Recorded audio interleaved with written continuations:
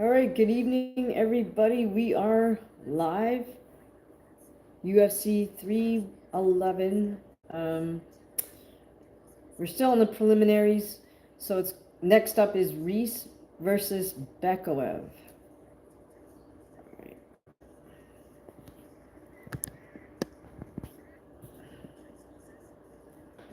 Let me just adjust everything here a minute.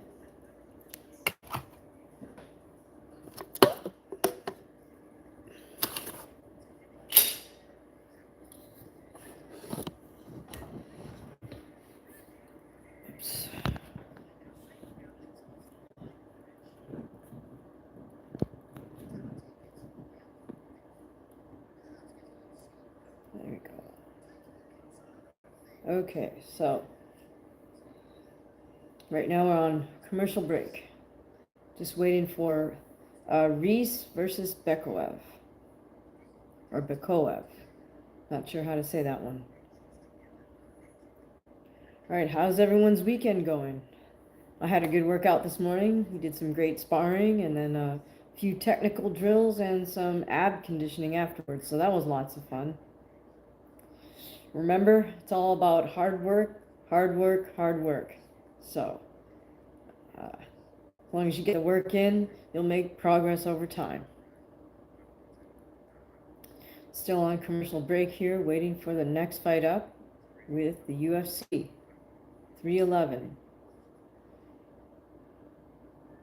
Who do you guys have? Do you think Renato has a chance versus Islam, stepping up the last minute? I mean, he was going to face Beneil Dariush, but since Arman pulled out, now Renato steps up to the plate, which is, you know, you got to give him credit for that. You got to give Islam credit for accepting the fight on no notice, basically. Collins, yes, I am a UFC fan. Hammerhead wins my fight. Well, hopefully, maybe I'll get something in February or March. Thank you guys for joining us. Are you guys watching the UFC 311 card? We're about to get the next fight. Reese, who's American, versus Bekaev, I think who's representing Russia. Colin Stark. Would I do UFC? Yes, I would definitely do that. They don't have my weight division in the UFC right now, which is 105 pounds, but I would certainly do it. Hammerhead says he's watching football. So are you watching American football or European football? Hi, Pug. How are you doing? Jeremy, how are you doing? My hair's messed up. Yes, it is. Still got sparring head hair on. Hammerhead, yes. 105 is called atom weight. Oh, you're watching NFL. Okay, cool. Is there a good game on?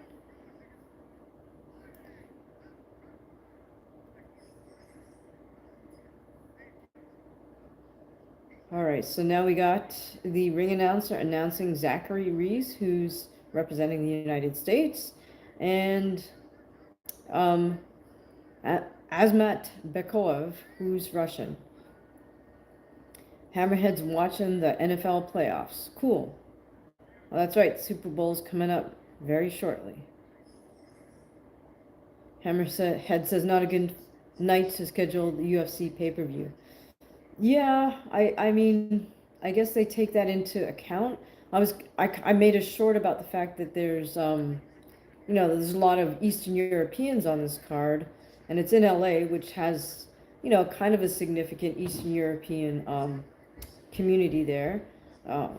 Certainly a big Armenian community who would have turned up for Armen Sarukian, but also a significant Russian and Georgian, I would say, population. So I guess perhaps the UFC is catering to the Eastern European audience, not the American audience, even though the card is in Los Angeles. You know what I mean? Like they chose to kind of headline these Eastern European guys and not Americans. All right, so this Bekaev guy looks like a bit of a stiff striker to me. He looked a little wide when he was throwing his punches in the change room. Right now, the guys are kind of clinched up a little bit, and the Russian just got a single, got the American to the ground. American's going for armbar from bottom position with both legs locked over the Russian's arm, but the Russian escaped that. Now Beko is trying to do a little ground and pound from top position. But Reese is a very sort of long-limbed guy, and he's scrambling well on the bottom, just sort of moving, shifting his weight. Now Reese has overhooks. And he's got almost a full guard, almost full close guard. He's got full guard. Oh, now the Russian's posturing up. Hammerhead is fighting my full-time job. No, it isn't.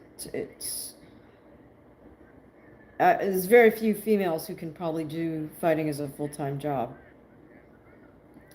Hammerhead says, I've seen you on YouTube before. Okay. Well, you know, I've posted a lot of my fights on YouTube. I've done a few lives and try to post a lot of shorts too. Okay, so the American's got the Russian in his full, almost closed guard. Both guys are trying to just administer strikes and then tie up a free arm in the meantime.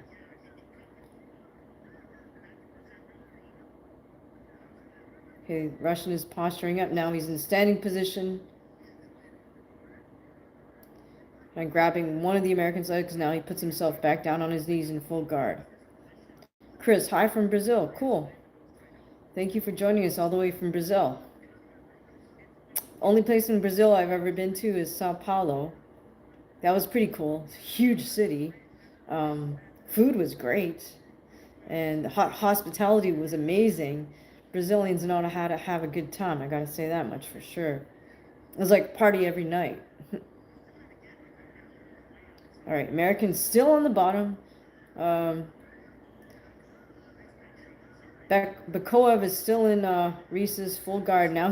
And he just got weighed off because he was just too much ground and pound from Bakoev on Reese. Chris says, yeah. Okay, cool. So Chris, what city are you in? Wow, looks like Reese might actually be out from all the ground and pound. Incredible. I actually think Bakoev, even though he ended the fight with all that ground and pound on the ground, I think he's more of a wrestler. Yeah, Zach Reese is still lying there on his back. They just took the mouthpiece out of Reese's mouth. Are you guys all watching the UFC 311? How's that NFL game going? Okay, the action here all started when Bakoev got a single leg takedown and basically fell right into Zach Reese's full guard. And he just kind of maintained that position, either stayed on his knees and did ground and pound, got up to his feet as Reese was trying to reposition himself, and finally just was able to land enough significant strikes from full guard to get that fight stopped. So who you guys have in this final, in this main event? Wow, Reese is still just sitting on the canvas, legs extended. Looks like he's finally gonna get up to his feet. That was a long time, and they're helping him up to his feet. Whoa, okay. Sat him down on the stool. He still looks super unsteady, so the doctor's talking to him. All right, and then we go to commercial break. All right, tell me what you guys are watching. Tell me who you guys have in this main event. Do you have Islam or do you have Renato?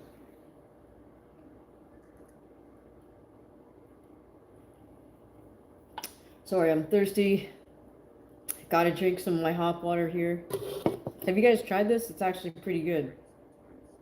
I like this flavor, blood orange.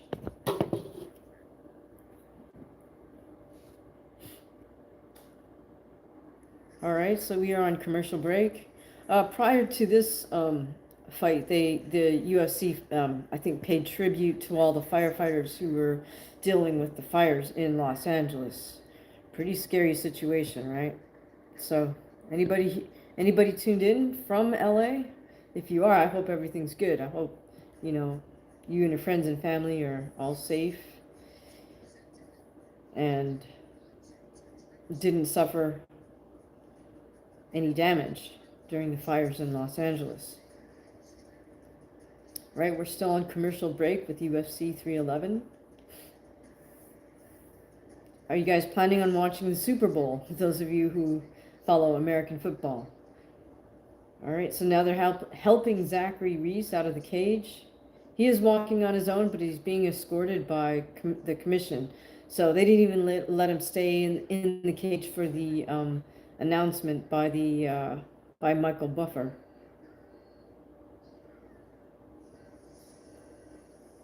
Okay, that was a pretty nice KO victory for Asmat Bakoev. Now Joe Rogan is in the cage speaking to Asmat.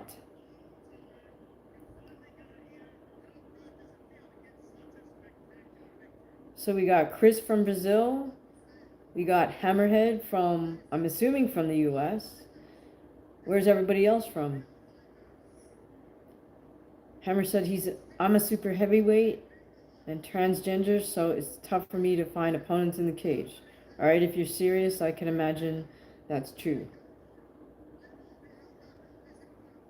Somehow I think you might be pulling our leg, though.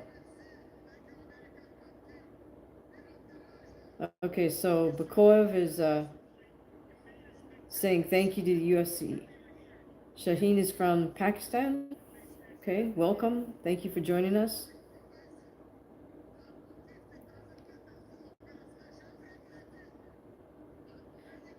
Okay, Hammerhead. Well, yeah, I'm not trying to diss you or anything.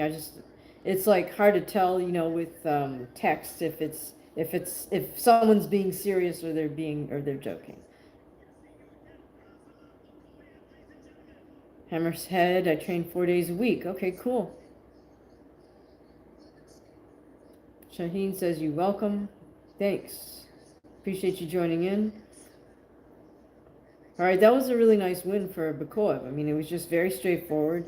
I think he is more of a grappler, so, you know, he got his single leg takedown and then just persisted with the ground and pound and got his opponent out of there.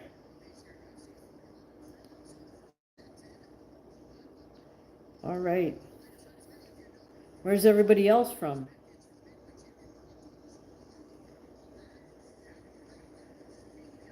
MMA needs more super heavyweight fights.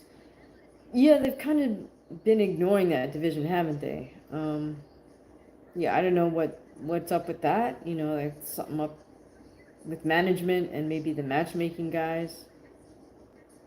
Shaheen, which match are we watching? Well, the fight between Zachary Reese and Asmat Bakoev just finished with Bakoev getting the stoppage victory. So we're between fights right now. We're on commercial break.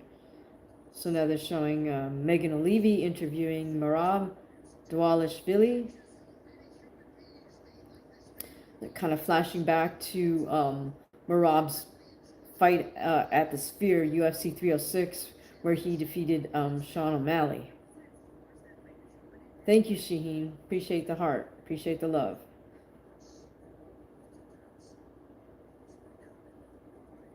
What did you guys think of Merab's fight with Sean O'Malley? You think Sean O'Malley is a sore loser? Because he kept saying afterwards that he won the fight, he won three rounds to 2 or something. I don't know. Hey, Freeze Temp, how are you doing? Good to see you. Where are you joining us from, Freeze Temp? We are here to talk about UFC 311. All right, so right now they're showing highlights from Merab's fight versus Sugar Sean, including a nice single leg takedown. Freeze Temp is from Texas. Nice. Shaheen says, why am I so nice?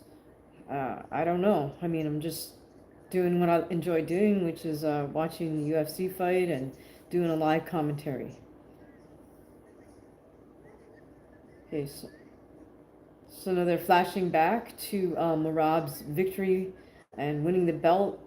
Joe Rogan is in. They're flashing back to the interview in the cage between Merab and Joe Rogan.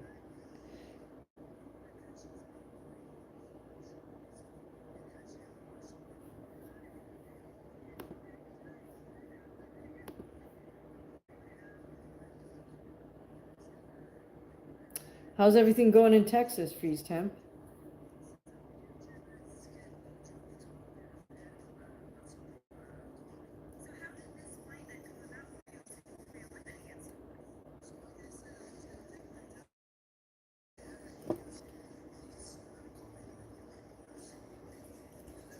Okay, now we're looking at a little footage of Merab training, you know, doing ground and pound on the dummy, pushing the sled, doing mitts, doing the bike with the arm. Freeze Temp says it's supposed to freeze tonight. Okay, that sucks. Are you on that path where they're showing this this cold front or whatever going across the U.S., especially the Midwest? Possible snow. Okay, is that unusual for where you're at? Shaheen says my English is not so good, so I'm only watching you with 20% understanding. Oh, okay. Well, I appreciate you watching anyway, Shaheen. That's really cool of you to do that. I wish they had some kind of like live time, you know, translation. I mean, after you make a video and you post it and you enable the captions, right? Then people can actually get the translation through the settings. But maybe afterwards, Shaheen, like after I post this, maybe you'll be able to get the translation through the settings. All right, Freeze Temp. Yeah, I hope it goes okay. I hope you don't suffer or get snowed in or anything.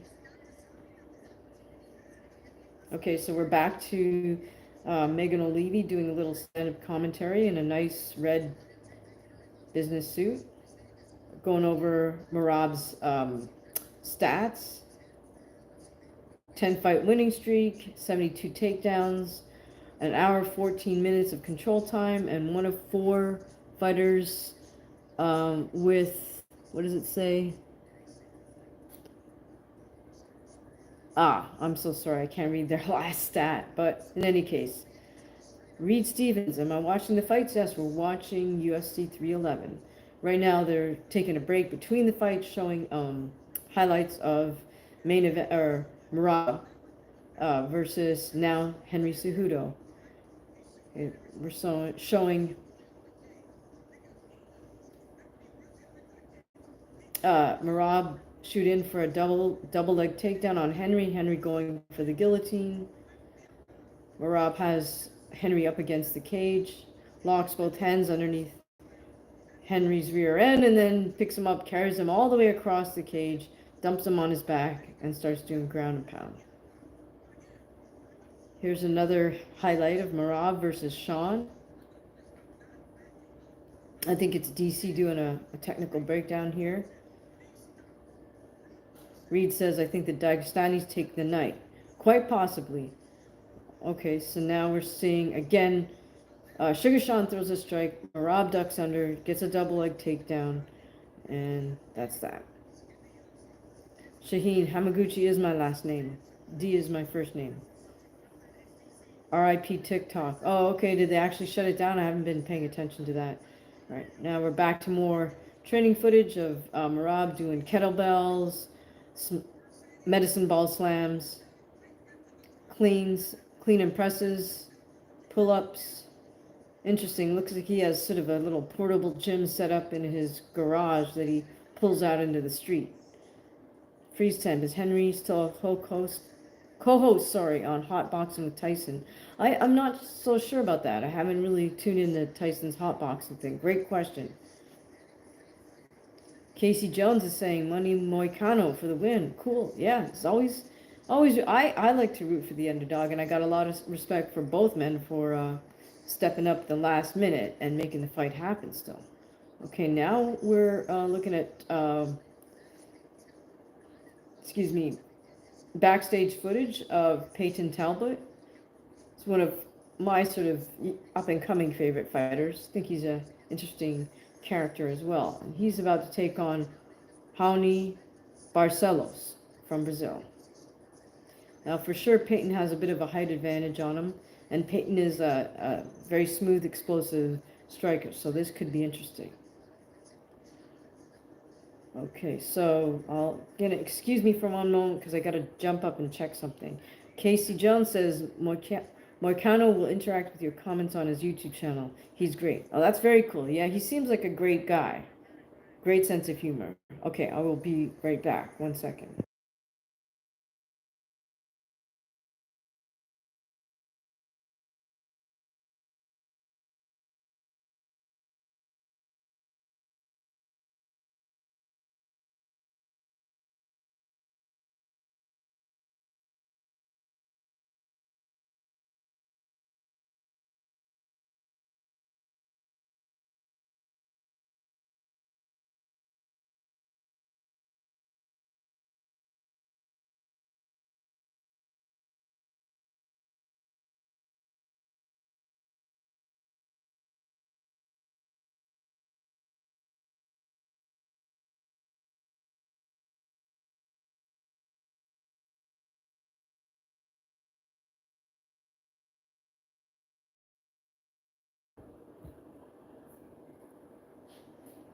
All right, so we're about to see Peyton Talbot, and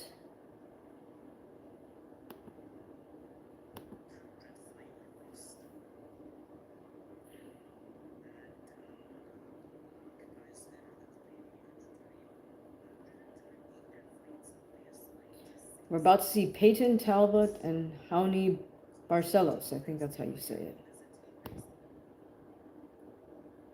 Kind of waiting here as the ring walk happens.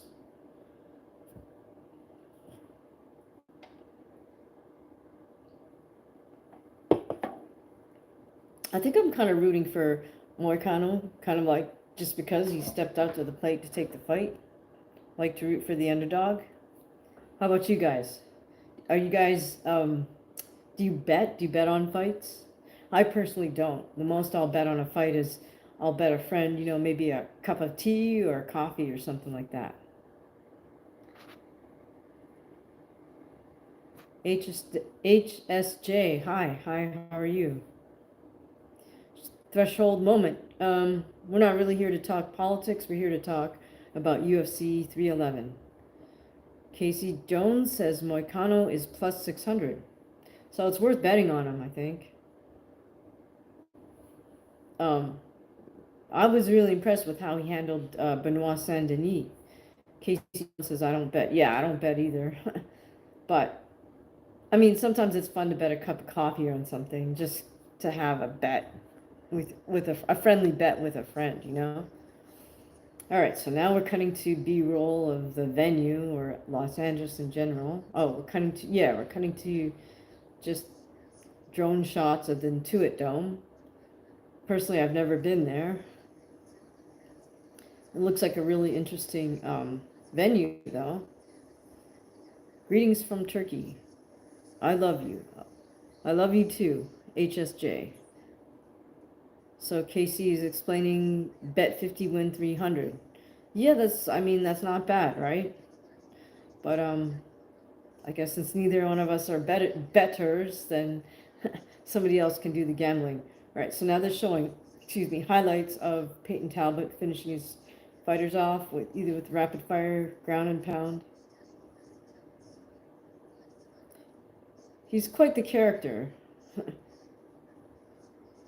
And now we're looking at highlights from Raony Barcelos. Hopefully I said his name right. Again, great striking, and then they show a finish of him getting, I think, a rear naked choke. Casey Jones, I guess it depends on who Drake bets on. Bet the opposite of that. Yeah, that's a good call for sure. HSJ says, my favorite fighter is Zabit. Yeah, I love Zabit's judo. I hate to say that. I'm biased because I'm a judoka as well. But yeah, I like how he works his judo throws in off the strikes. It's pretty artistic. Shaheen, I'm going to work. Okay, yeah, you got to go to work, Shaheen. So I wish you the best at work. Stay safe, get there safe, get home safe. So yes, I'll see you next time. please subscribe and hit notifications so you know when I do the next live. So a lot of times I don't really, I mean, I just start doing a live. I don't really make a short or something saying I'm going to do a live. I just start doing a live. So yeah, Shaheen, would love to have you subscribe and hit notifications. All right, guys. So right now we're on commercial break. Let me know what else you're up to this weekend. Shaheen has to go to work. Any of you guys have to go to work? I only work right now Monday through Friday, but HSJ says, do you think Umar or Merab? I'm going with Merab. Thank you very much, Shaheen. Appreciate it. I'm going with Merab because I do have to agree with him in that, you know, Merab's fought the gauntlet. You know, he has fought tougher competition than Umar, so he's been tested already, and he knows his mettle.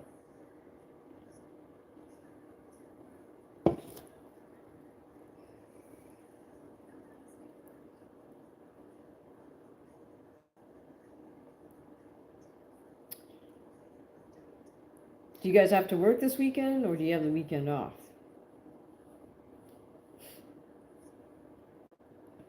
Still on commercial break. Do you guys watch boxing as well as MMA? If you watch boxing, who do you have, Benavidez or Morrell? I think I'm going with Benavidez. That fight's happening February 1st in Las Vegas.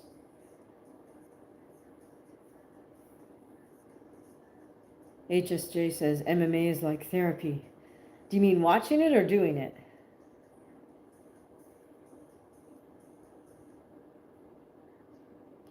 All right, guys, we're still on commercial break before the fight between Peyton Talbot and Raony Barcelos.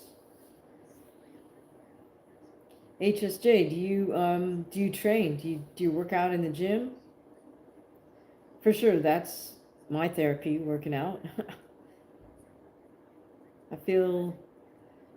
I don't feel like myself if I don't get to the gym. What do you guys like to do in your spare time when you're not working?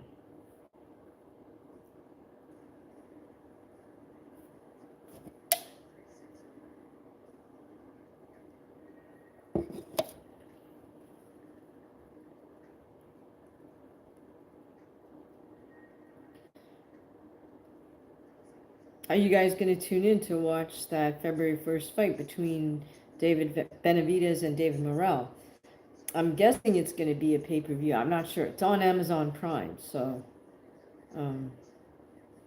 I hear the production side of that is not that good, but, you know, it is what it is. For whatever reason, PBC Boxing, you know, Al Heyman decided to go with Amazon Prime instead of a former terrestrial, you know, like Fox or ESPN or whomever. All right, so both fighters are in the cage. Raony Barcelos, the Brazilian, is in versus a taller Peyton Talbot. And Raony's just bouncing around on his feet, really.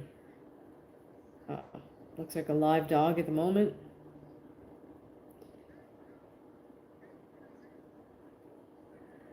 Freeze Temp says Benavidez is more seasoned as a pro, but Morrell can definitely win also. Yeah, I mean, it's a good matchup. I don't know as much. I really, to be honest, don't know as much about Morrell as I do Benavidez. Kind of rooting for Benavidez here just because I've actually known him or met him when he was a little kid at Wildcard Boxing. At which point nobody gave him a chance because he was this little round fat kid that everybody just kind of ignored. Ankit Verma, good morning. How are you? I guess it's morning wherever you're at, right, Verma? Tell me where you're at. Okay, so we're taking a look here at the ring card girls sitting down. Of course, that's always so important. All right, now we're cutting to start of this fight between Peyton Talbot, the American, versus Raony Barcelos, the Brazilian. Right away, Raony shoots in for a single, but Peyton just bounces back on his support leg. Raony is persisting with that single, and Peyton just posting on Raony's head. Peyton's kind of leaning against the cage. Raony's working his way in. Peyton has like a headlock on Raony. Raony does get Peyton down on his rear end right at the cage. Still hanging onto that one leg. Now Raony's kind of working into a side control position. Not quite, so Peyton's trying to posture up. Raony now has a body lock on Peyton from behind. Peyton's facing the cage. Raony's now trying to get a hook in. Advocate Verma tells us India it's 8 a.m. Sunday. Oh, okay. Yes, well, good morning. Okay, so now Raony still has a body lock from behind on Peyton. Peyton's leaning against the cage still, or facing the cage. Now Peyton goes down to all fours. Raony gets one hook in. He's kind of glued to Peyton's back. Peyton stands back up, fighting Raony's hands. Raony goes for another takedown, gets Peyton back on the ground, gets one hook in, basically trying to take Peyton's back. But Peyton is in a semi-sitting up position. Kind of looking up at the ref. I guess maybe he's hoping the ref will stand him back up. But Raony's got one hook in, so I don't think the ref really can do that now. Raony's working in towards a rear naked choke. Can't see if he's got it from the camera angle, but he does have one arm underneath or around Peyton's head. Oh, he's let go of that now. Looks like he's going for more ground and pound. He now has at least one hook deep in. Oh, now he does both hooks in. It looks like Peyton's trying to turn into him, which is a smart move to do.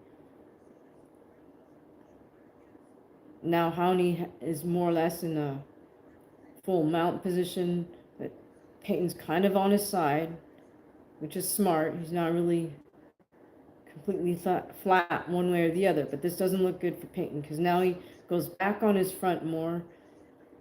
Raony Barcelos has his head. Oh, yeah, he's still going for rear naked, but now Peyton's starting to turn into him, so Raony's maintaining that mount position. They're right at the edge of the cage, so there's not a lot of space for Peyton to turn. There's still more than a minute and a half left. That's a lot of time to be in this position. Barcelos is really maintaining great control on the ground, staying heavy, staying tight to Peyton Talbot. He's not letting Peyton get up. Peyton's now on his back. Raony's in half guard. Looks like he's going for arm triangle choke, but Peyton still has both of his legs locked up around Raony's one leg. Oh, Raony let go of the potential arm triangle choke. It's kind of shifting more to somewhat of a side control position, but back. Peyton's maintaining that half guard lock on one of Raony's legs, which is kind of what's saving him. All right, now Peyton's trying to posture up, but Raony's very versatile, kind of moves around with him, stays glued to Peyton. Peyton's now on his back with his head towards the cage. Raony's got his one arm hooked under Peyton's head, other hand grabbing Peyton's hand. Now Barcelos has worked himself up into full mount with Peyton on his back. Peyton's head is really close to the cage. There's about 20 seconds left in this round. So a very dominant round for Barcelos. I mean, nice work by Peyton, just not giving up the sub and constantly moving, but he's being totally dominated here by Barcelos. Okay, so now Peyton is trying to posture up, and that's the round. So not a good look for Peyton Talbot. Young Hollywood, how have I been? Oh, pretty good. Had a good workout this morning. Did a lot of sparring and then some technical work at the gym. So How have you been, young Hollywood? All right. Peyton on his feet in the corner, which is an odd choice. I say if you're given time to rest, you should just sit down on the stool. Not sure why Peyton's looking up at the screen. I guess he's checking out the highlights or something on the screen. Speaking to his corner.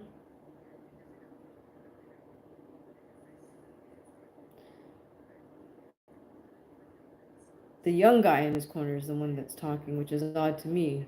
I'd rather hear from the older guy who's just putting an ice bag on the back of Talbot's neck. All right, so he didn't even sit down there. So they're saying that the odds were Peyton at minus 185, but after that first round, I think the odds have switched, or Peyton's minus 1. Oh, they're saying live odds is still minus 195? That's interesting. I would think after the first round that Barcelos' odds have improved. Okay, here we go with round 2. Of course, back on the feet. Talbot seems to be hunting Barcelos down, and Barcelos has got very sort of bouncy live feet. It's kind of clear to me that Barcelos is more the grappler than the striker because he looks a little bit stiff even though he's bouncing around on his feet. Oh, Talbot catches him with a nice jab that snaps Raony's head back. So Raony's still bouncing around. Oh, shoots in, but that comes right back out. Talbot's just hunting him down, but Raony gets a takedown, and we're back in the same position as we ended the fight. Talbot's on his back, got that half guard lock on Raony, one of Raony's legs. Raony's just staying heavy on top of Talbot.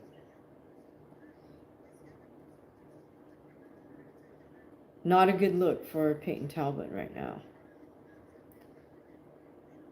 Because, I mean, Barcelos just showed us in the last round that he can really just stay relaxed and tight and glued to his opponent and stay heavy and keep him on the ground. I think, which is what he wants. Even if he doesn't get a sub, he's going to tire Talbot out just by being on top.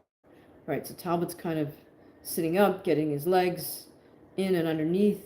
Barcelos has switched around to side, and now nice little scramble there.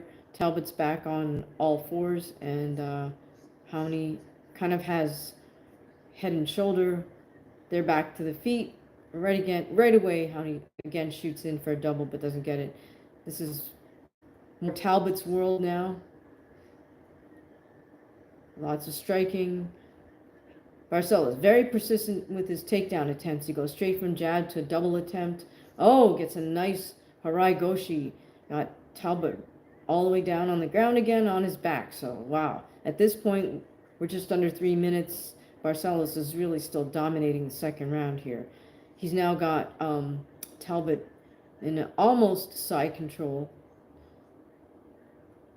Very patient on the ground. Now he's got side control. He's almost chest to chest with Talbot. Hops over Talbot to full mount position. Oh, this is not a good look for Talbot. With Barcelos in full mount, controlling Talbot's arms as well.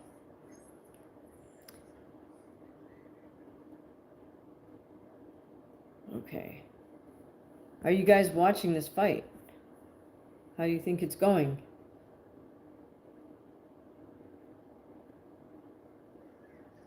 Okay, we're back to the feet. Talbot's back to striking. Attempts a head kick. We have Raony just sort of bouncing.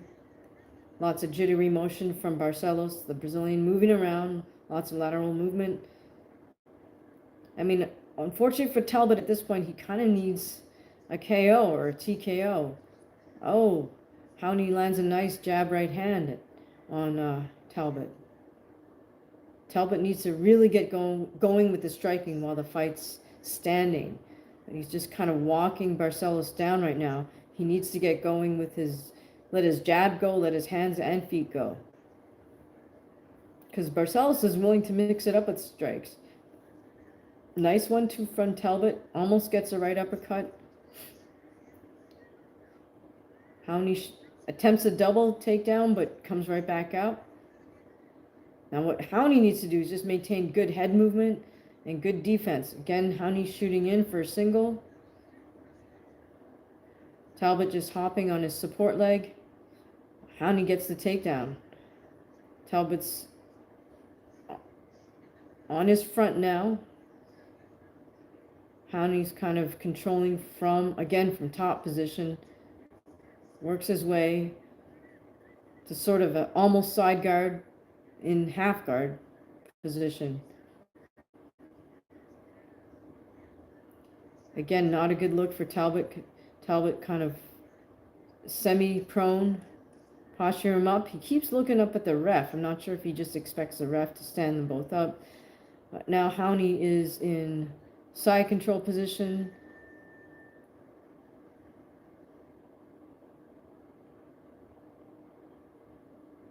And that's the round. Okay, so not sure if Peyton's a little bit discombobulated, shall we say, from that. Again, he's choosing to stand and not sit down on the stool. It looks like he's looking up at the screen. Ankit says it's not going the way I thought. I predicted easy win for Talbot. Yeah, I was kind of thinking Talbot would use his striking more effectively. Sports Prod, thank you, love, for this. Cool. Who's fighting? Peyton Talbot, the American, who's kind of an interesting guy and really smooth, explosive striker. However, he's losing the fight. I would say 2-0 versus the Brazilian Raony Barcelos, who came in with a smart game plan, which is just to be persistent with his takedowns, get Talbot to the ground, because Barcelos clearly knows he has superior grappling skills on the ground. All right, so it comes down to round 3, and Peyton's got to pull the rabbit out of the hat, as they say. All right, round 3 starts. We got Raony again bouncing around, very live dog on his feet, a little bit stiff with the strikes, but you know that's not his thing. So again, he shoots in for a takedown, doesn't get it. In fact, now Talbot kind of reversed it. Talbot's on top, and Raony's on bottom. Raony has an overhook, and he's got Talbot kind of in a half butterfly. Now it looks like he's sort of switching. That was an interesting move on Talbot's part. He's finally reversed position for once. Sports Prod saying, who's I got? Well, I mean, Peyton needs a stoppage because Barcelos won the first 2 rounds for sure. So right now we got 4 minutes left with Peyton in top position on the ground. I think it's going to be tough for Peyton to get a sub. So it's in his best interest, I think, to stand up. Now, maybe he thinks he's going to get Barcelos out of here with ground and pound, which is what he's trying right now. Barcelos has got kind of his head against the cage in that position. Peyton's fighting the legs, but Barcelos shoots for like omoplata position. I'm not sure why the ref stopped it. And now he's kind of shaking his finger at Barcelos. Stopped and I'm not sure what he's doing.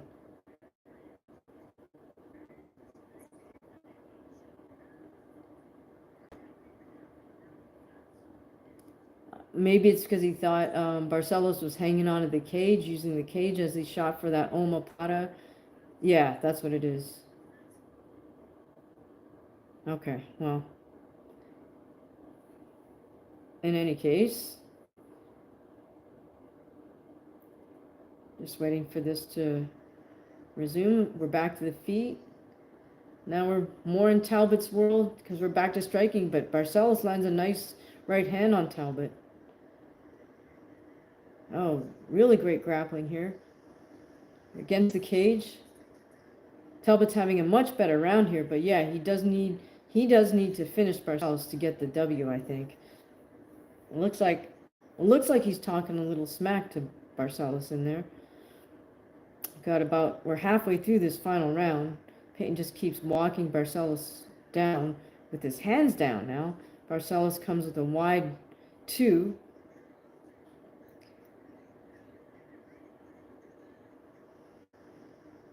Talbot tries a spinning back kick, which doesn't land. Barcelos kind of laughs at him or shrugs at him. Barcelos tries a kick. Talbot kind of waves that off. Again, Barcelos gets a really nice takedown off of Peyton's 1-2. Peyton sitting up against the cage. 2 minutes left. It does not look good for Talbot because he needs a stoppage to get this W.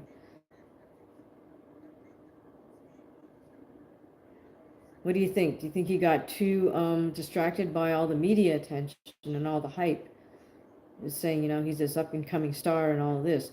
All right, so now we got Barcelos is taking Talbot's back. He's got at least one hook in. I can't tell if he has the other hook in.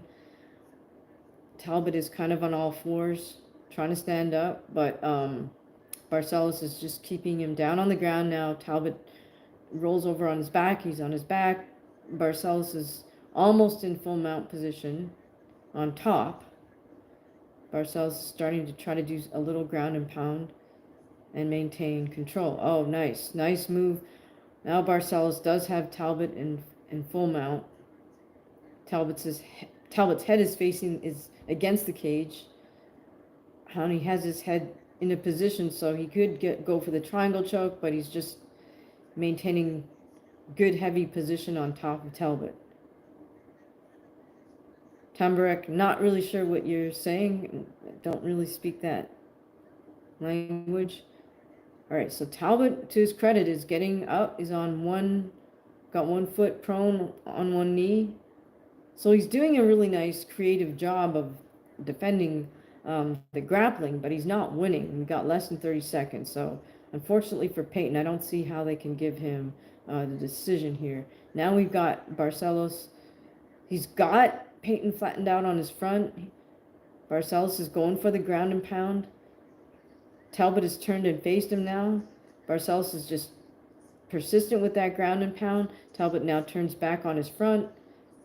Barcelos got 3 seconds left. 2, 1, and that's it. So Talbot makes it to the final bell, but Barcelos knows that was his fight. No way should they rob him of that decision. Wow. Got to be disappointed. Disappointing for all the Team Talbot fans, but I'm suspecting that maybe all the hype and all the build-up, you know, Peyton being hyped as this up-and-coming new star, you know, maybe that just got to his head and just distracted him from doing what he needed to do, which was, hopefully he did train really hard for this fight, but maybe he just took his focus off the game plan on what, maybe his team looks kind of young, and that could be just because I haven't seen him before, but you know, maybe all the hype got to the team's ego as well, and so they didn't keep him grounded and say, look, focus on what we need to focus on, which is this fight. Oh yeah, we see a nice right hand landing from Barcelos, who's not supposed to be the striker in this fight. Iran says, ever been to Albania? No, I haven't, but I did meet a really great Albanian boxer named Dardan Zenunai. Really nice kid. He's back in, he actually doesn't live in Albania anymore. I think he lives in France. So he speaks, or Belgium, my fault. So he speaks French fluently. Wonderful fellow. I don't know if you've heard of him. Dardan Zenunai.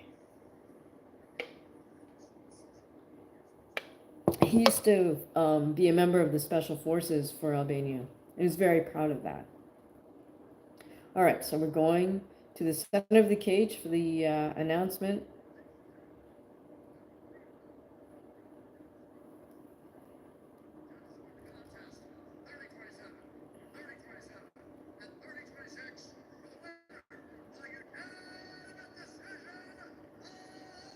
Yeah, 30-27, 30-27, 30-26. Good for Raony. I'm glad they didn't do something like try to rob him, but that was dominant.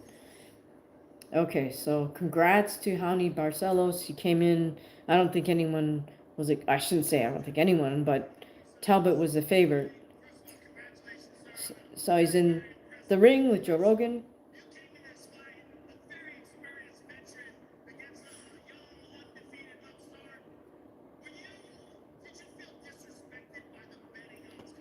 Rogan is asking him, did he feel disrespected by the betting odds?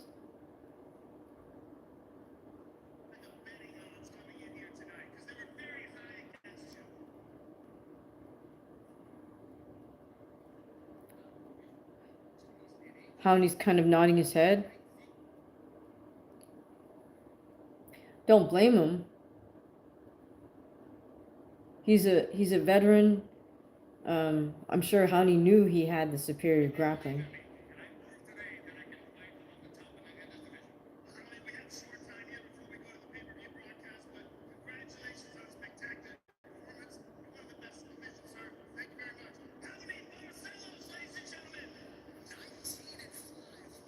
So Raony Barcelos is now 19-5.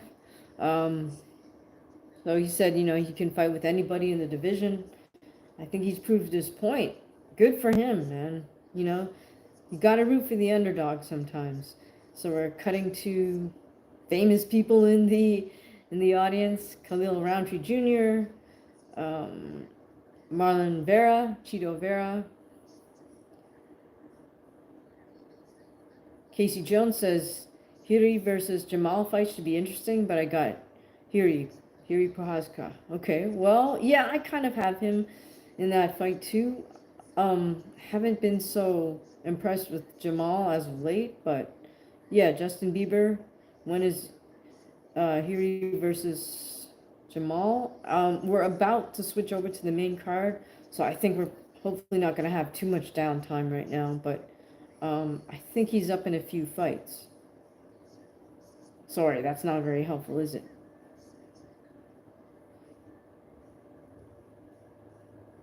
So I'm not sure why they're flashing this thing.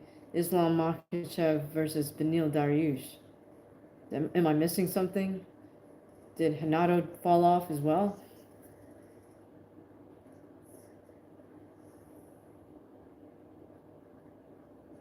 Okay, so right now we're on commercial break, guys. So where's everybody from?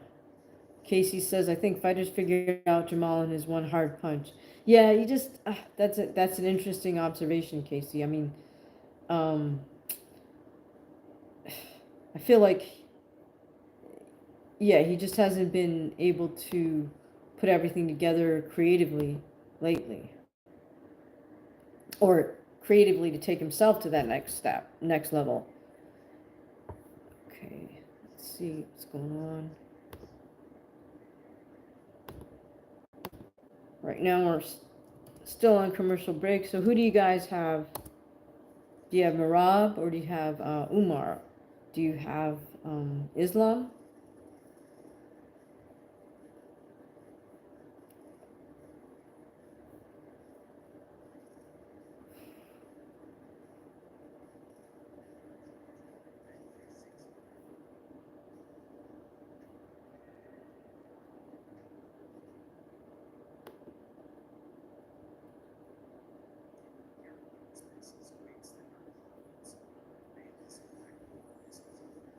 Interesting. Islam versus Beneil should be a better fight. Super interesting because I made a short saying, oh well, Beneil, what's up for Beneil now that Islam is fighting Renato, but I guess now Beneil stepped up. So anyways, Lev saying, I promise to buy everything on my Amazon wishlist if you marry my son to get him out of my house. That's hilarious. I actually don't even have an Amazon wishlist, but thank you for your kind offer. Casey, Merab, I guess, but it's hard to root against Dagestan. Yeah, I mean, it is hard to root against Dagestan, but I think in this case, Merab is right. He has faced tougher opposition, so I feel like he knows what he's made of. He he beat Sugar Sean O'Malley, who had all the hype machine behind him type thing. And so he's really not fazed by anything, including the sort of hype machine. It's justified hype, but the hype machine that is around Team Eagle, Team Khabib. Love is saying, you could return my son within 30 days if you're not completely satisfied. That's hilarious, no questions asked. Yeah, I think I'll pass on that one, but it sounds like, I mean, sounds like a very fair business deal, so to speak. Casey Jump says, in this economy, your son is never moving out. That's hilarious. Yeah, this economy is not conducive for young people to sort of step out on their own at the moment. Right now we're flashing to highlights of Umar and Merab. CR7 King, Sensei, what are your picks? My picks are Merab and Islam.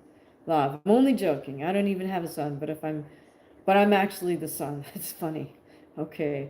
Well, yeah, I don't even have an Amazon wish list, so I guess we're even. Temp. Yeah, good one. LOL. Yeah, that was good. Okay. Peanut butter on toast. Nice to see you. Thanks for joining us. Yeah, you guys are great. It's good to always keep laughing, right? CR7 King, Armin uses secret move, and now my bet's ruined. Okay. Casey Jones says freeze, peace. All right. CR7 King, I got Islam and Umar by sheer Dagestani aura. Haha, that's good. I love it. Dagestani aura. Yeah, there certainly is an aura about a team that, just trains together so hard. Okay, so what's going on here? Because now they're going Makhachev, Moicano. But they did actually put Makhachev, Islam versus Benil, so anyways.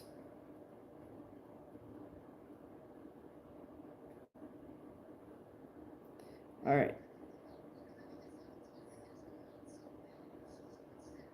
So what do you guys think about Armand's lower back pain? One of my friends made a joke, said, yeah, there's this big yellow streak going down their back. That's what the back pain is from. Now, the only thing about that is, like, why would you agree to the fight only to pull out at the last minute if you're actually chicken? You know what I mean? Like, why would you put yourself and your team through all that, a training camp? And oddly enough, Khabib was really forgiving of Arman. He said, hey guys, remember, Khabib's referring to himself having to pull out of a fight. He said back in 2017, he had to pull out of a fight the night before the weigh-in or something. Lava's saying, you have no idea how rare it is to find a pretty lady that's into MMA. You're a rare breed, LOL. Well, I mean, I also trained in judo, trained in boxing, trained in MMA, so, Fred Red is saying, my hair is boring, go to a stylist. Well, my hair is actually still the way it was post-sparring, so not only do I need to go to a stylist, I need to just, take care of it, but that's how it goes. Go to sparring, go to gym, come home, eat something, then barely have time to, like, sit down and do this live. All right, so sacrifice, right, Fred? If you're going to train, you got to sacrifice some things. And in my case, it's going to be me getting my hair done. All right, CR7 King. And with all the Armenians in LA, yeah, exactly. I mean, Glendale. And then there's also Little Armenia, which is officially in Hollywood, but you might as well call the Glendale Galleria Little Armenia.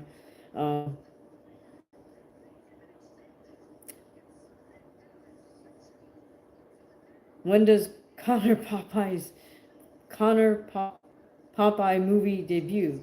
Huh, I have no idea. You mean the Roadhouse movie or something?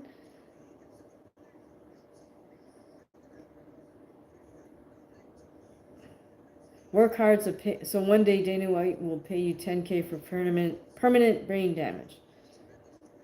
Okay, well, I mean, fighters are always at risk, right? So are football players, so are soccer players, etc., etc. All right, CR7 King. Arman's born rich, so he'd lose regardless. Really, I had no idea about his. I have no knowledge about his background, um, but that's interesting. I mean, if he is in fact born rich, then what I've seen, sometimes with fighters is they just get to a certain point and they know it's like I have other options. Like, what do I need this for? And so they decide they had enough at a certain point. Casey says Connor should make a Popeye movie, but the trailer is AI rendition. Huh, interesting. CR7 King says Armin's dad's a billionaire. All right. Thank you for that, CR7 King. I'm going to look into that. I had no idea. Even if he's 100 millionaire, that's still impressive. Fred says, sorry for being mean. I'm actually cool. All right, no worries, Fred. I mean, it's okay. We're joking around on here anyways because we're between fights. And we're saying it's always good to have a sense of humor about things. Okay, so now we're cutting to, sorry, I shouldn't laugh. We're cutting to B-roll of Umar working the mitts, working out, hitting the bag.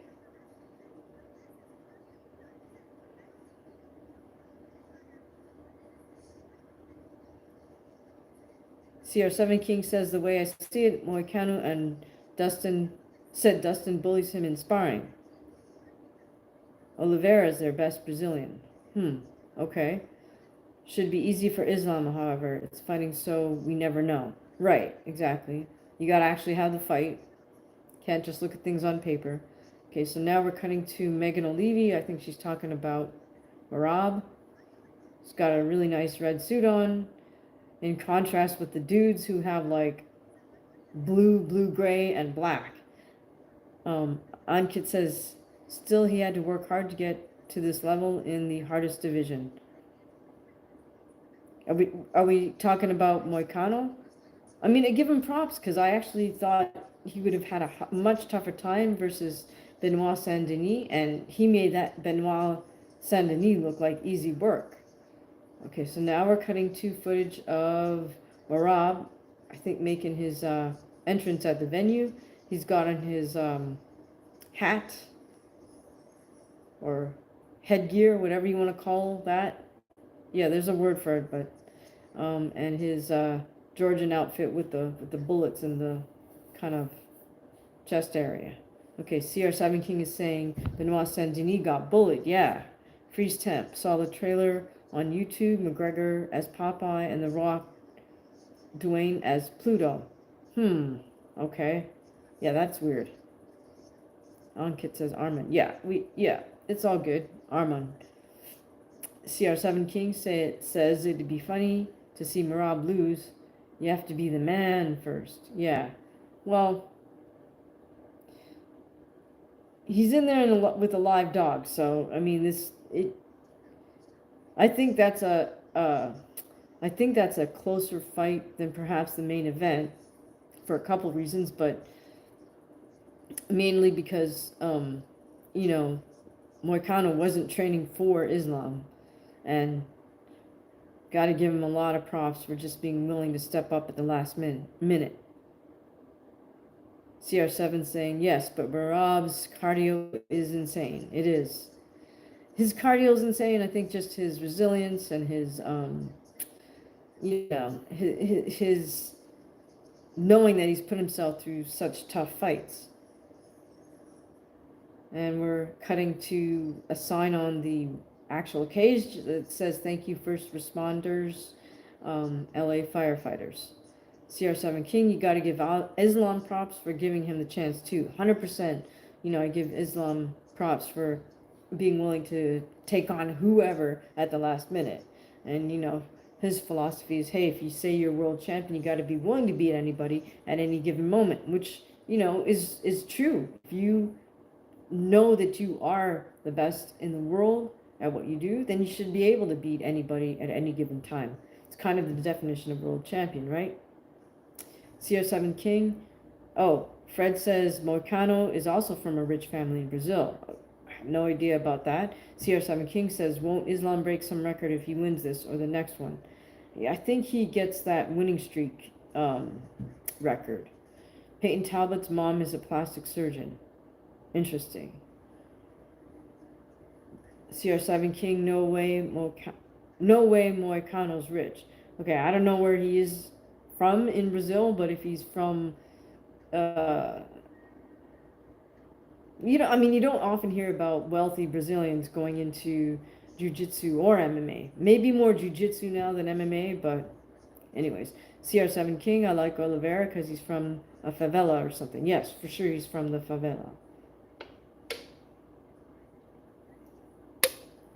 When I visited Sao Paulo, you land at the airport and then you have to take a long drive to get into the city.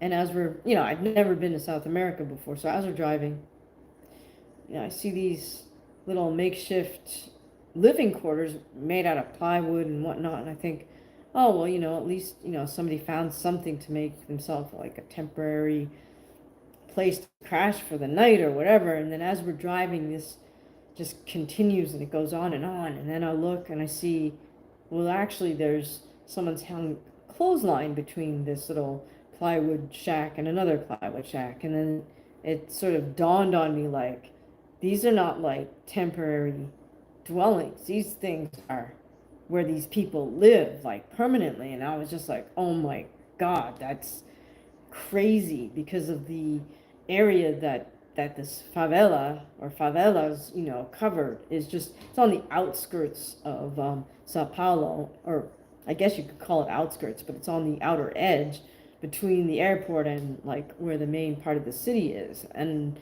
I'd never seen anything like that, but I'll never forget that, because I really initially thought, like, this is just some makeshift housing that's people have kind of creatively just set up to kind of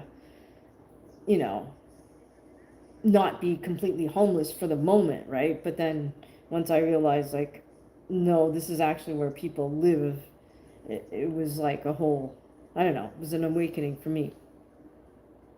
Fred Red 50 says his father's a lawyer and he was in law school too before dropping out to fight. I'm not sure who you're referring to there. Moicano?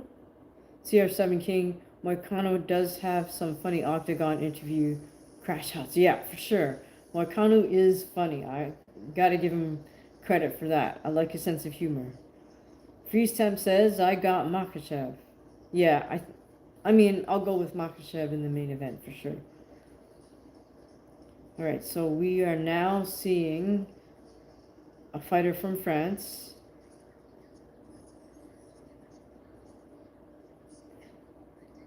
Reinier de Rider. Trying to say it with a French accent. Oh, sorry, he's not from France. He's from the Netherlands. My fault.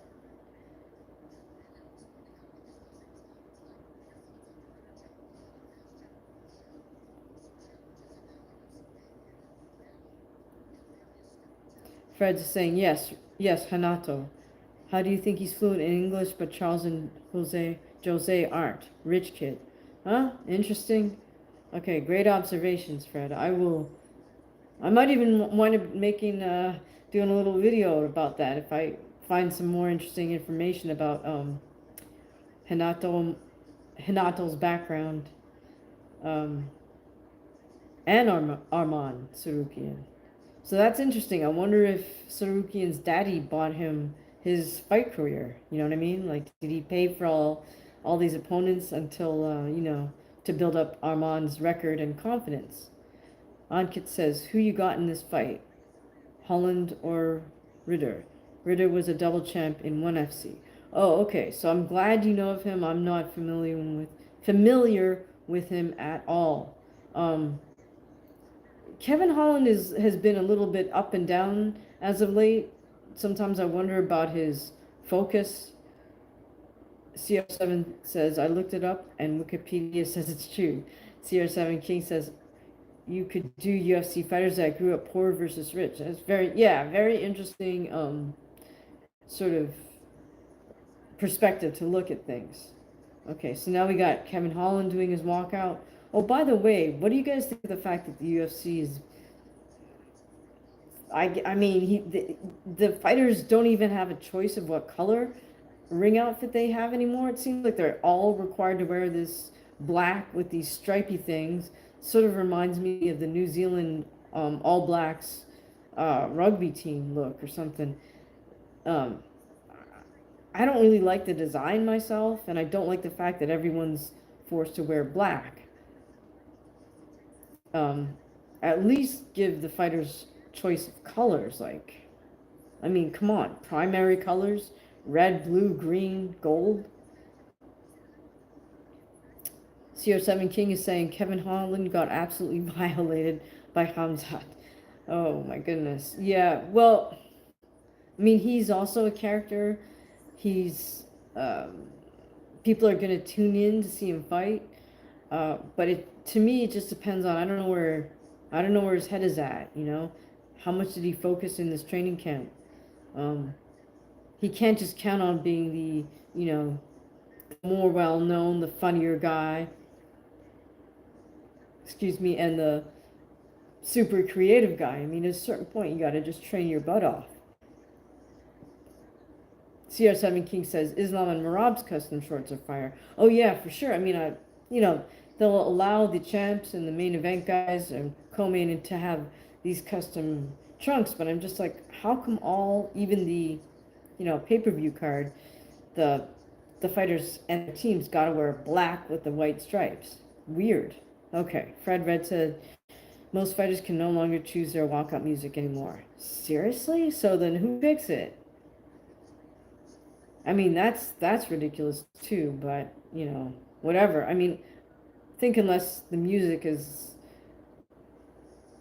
somehow grossly offensive, then the fighters should definitely be allowed to walk out to their own music. I hope you're joking, Fred Red, but it wouldn't surprise me given that everyone's now got to wear black shirts.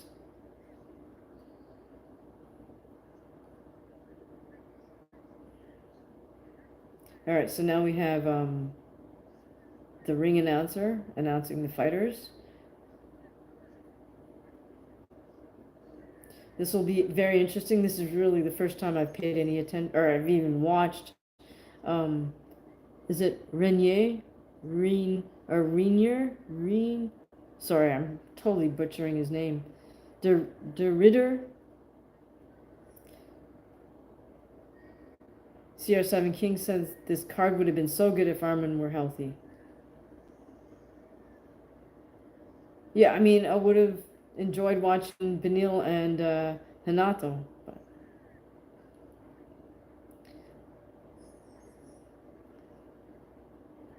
All right, so if Durer is kind of disciplined, a disciplined striker, I think he might get Holland out of there just because Holland is so mercurial, even though that's kind of his strength. CR7 King says the odds were closer, so I'd make more. That's why I'm mad. Huh. Yeah, when someone's a huge underdog and you bet on them, then that's the opportunity to make your money, right? Like, I guess if you bet on Barcelos versus Talbot, you would have made some money right there. Free stamp. My thoughts on Turkey? Yes, he is. He is awesome. I mean, he's making the fights we want to see. All right, right away. Durer shoots in for a single, gets Kevin down. Kevin's got him between his legs, kind of almost triangled with head and shoulder, but not because Durer is now just posturing up, picking Holland up. Durer's on his feet. Kevin Holland's on his back.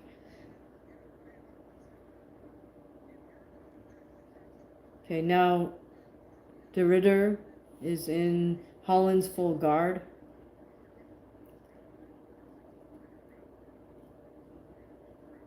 He's got Durer has one sort of underhook, keeping his head down. He's up on one foot and one knee. Kevin Holland has got his guard locked. He's in closed guard, but Durer is now standing up. CR7 King, I'm putting everything on Islam. CR7 King, no way. Talbot got his first L. Yeah, he got his first L. All right, he definitely lost that fight. Fred Red is saying Kevin Holland is annoying and overrated. Black Wonder Boy, that's funny. Okay, well, we'll see after tonight if he's overrated. I mean, this is not a good position for him. He's just keeping Durer in his closed guard, but he can't advance from that position.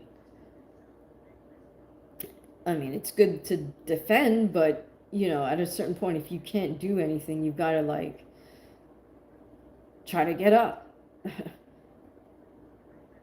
Okay, Holland's just trying his best to strike Durer, but Durer just keep getting up to his feet, and he's trying to administer ground and pound.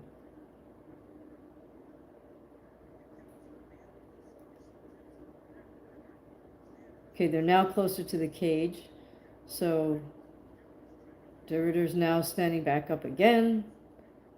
Holland's just trying to keep that full closed guard. Durer's doing some ground and pound. CR7 King, or Freestem says, let's go Islam. CR7 King says, I hope Strickland keeps his weight to a win over DPP so he can be fed to the wolf. Chimaev. Interesting. That'd be interesting chain of events. Okay, now Durer has Kevin Holland's back. He's got one hook in, kind of backpacking him while Holland is on both feet. Okay, now Holland is on 2 feet with one hand on the ground. Not sure what Durer is. Okay, he now has a body lock on Kevin Holland. Kevin Holland's on his sort of side. And Kid said, Holland is not overrated, but he doesn't use his fight IQ. Yeah, well, he's definitely losing this round, and Durer has got the body lock and is shooting in for rear naked choke.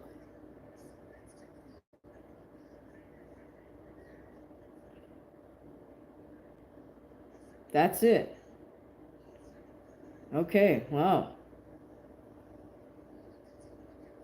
Well, I called it Durer by striking, but he got it on the ground, so good for him.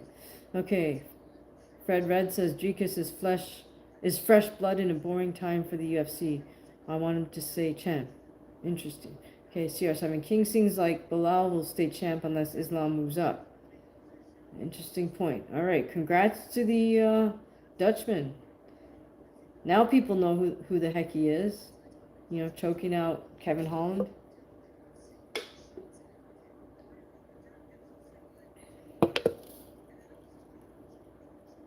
So smart move on his part to just shoot for the single and then keep Kevin on the ground all that time, and then just be patient, slowly work his way to getting that body lock and secure that rear naked choke. So Holland was finding it. Oh, then he finally taps. All right. CR7 King seems like, yeah, okay, sorry. CR7 King says Holland has like 13 losses at this point. Yeah, I mean, he either seems to win with a crazy KO or lose by, sub or KO. So congrats to Reinier, Durer. Fred says, I want to train judo, but there's literally no club within 2 hours from me. It's only stupid PJJ clubs. Well, yeah, at one point, Fred, there used to be more judo clubs than jiu-jitsu clubs, but, judo is not a money-making activity, so if you can find a YMCA or a community center or even like a Buddhist temple, sometimes those places will have a judo club. Now, the Buddhist temples are kind of sort of the most interesting places because they're completely not commercial, right? Because they don't exist to make money. So you have to just hear about them through word of mouth. The other thing you could try is maybe like one of the universities or community colleges, they might have a judo club that also sort of is a little bit underground, so you kind of got to ask around. If you let me know what city you're in, I can try to do some research, help you find a judo club. But the good thing about judo is that when you find a judo club, because there's no like ego involved, there's no money involved in judo, there's no sort of, you're not going to get famous. So the people that do it because they love it. So there's no like side agenda when you find a judo club. Let's put it that way. All right, CR7 King says, the way I see it, Umar and Islam aren't losing in front of Habib, sorry. Yeah, I'm sure they don't want to, but I think this will be an interesting fight with Umar. CR7 King says, sounds like the Freemasons. Yeah, I don't know much about the Freemasons. I think I've met a couple of guys who were Freemasons and they were decent guys, but I also heard that to be any judge in New York City or the president of the United States, you actually have to be a Freemason. I don't know if that's true either. It's just something somebody told me once. All right, so big congrats to Derider, or Derider. Sorry, don't know how to say his name, but people know his name now. I may not be saying it right, but good for him, man. He choked out Kevin Holland, or he forced Kevin to tap. All right, we are cutting to, I guess, famous people in the audience, and I don't know who that is. Oh, there's Red Hot Chili Peppers guy. Who's this? Some actor person, I suppose, with his sons. And we have Uriah Faber, Chuck Liddell. Giving double. He's funny. Okay, now we're going backstage. And this is, Jalton. Now we just cut to a commercial. Okay, never mind. Right, CR7 King says, yeah, we don't know what they do behind closed doors. Yeah, I don't know. Secret handshakes, all this other stuff, right?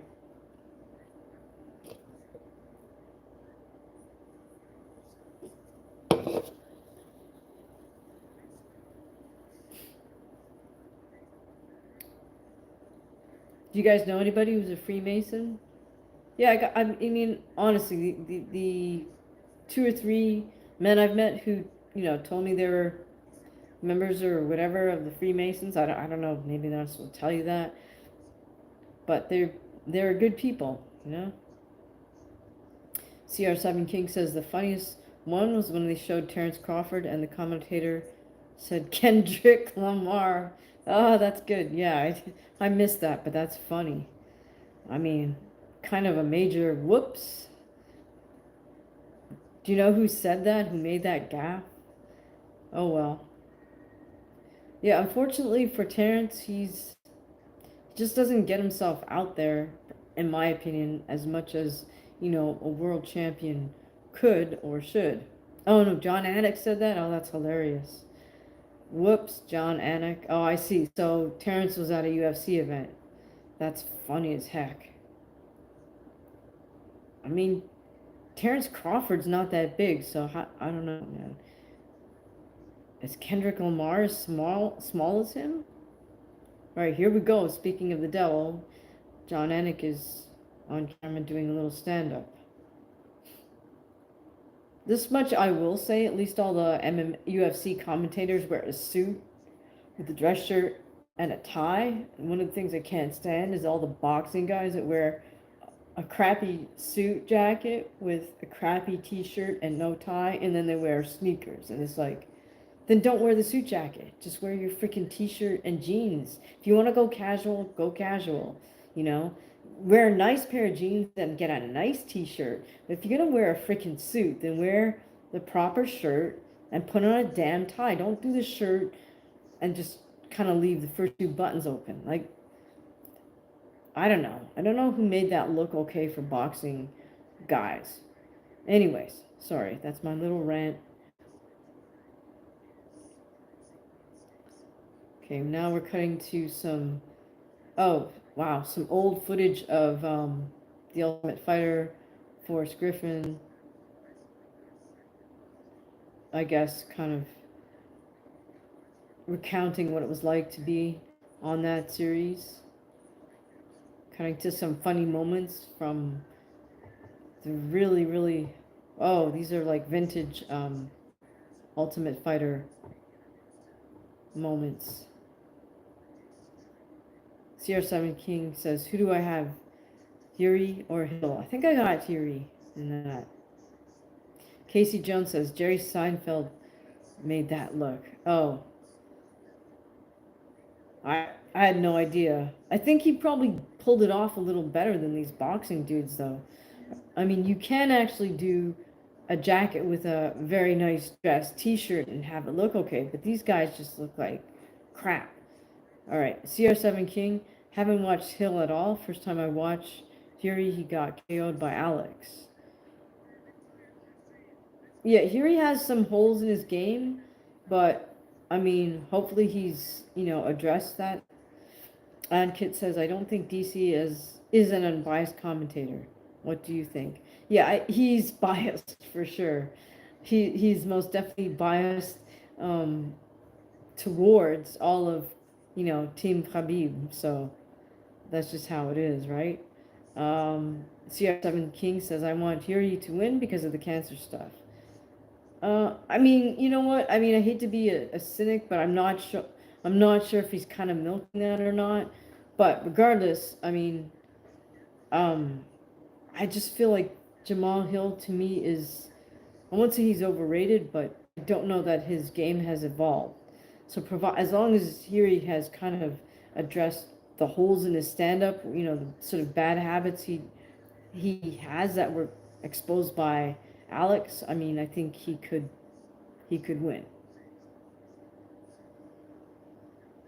CR7's like DC, laughing about DC. Yeah, no, DC is completely like pro team Khabib. I mean, Dominic Cruz has kind of criticized him for not really doing his homework and just kind of winging it.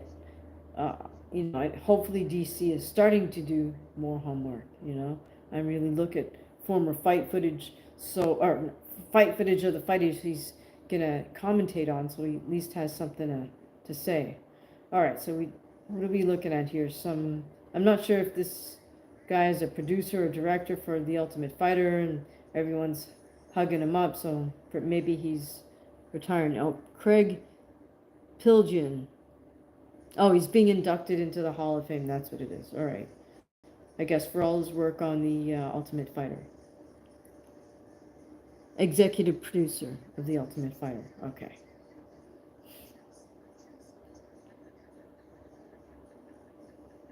All right. So now, Anik, Rogan, Chael, they're kind of, it looks like they're making fun of DC for some reason.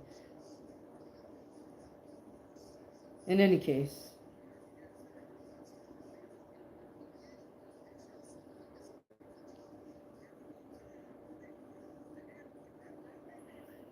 All right. CR7 King, the same crews that said Conor was tiring Khabib out when he was getting ground and pounded. Yeah, the same crews.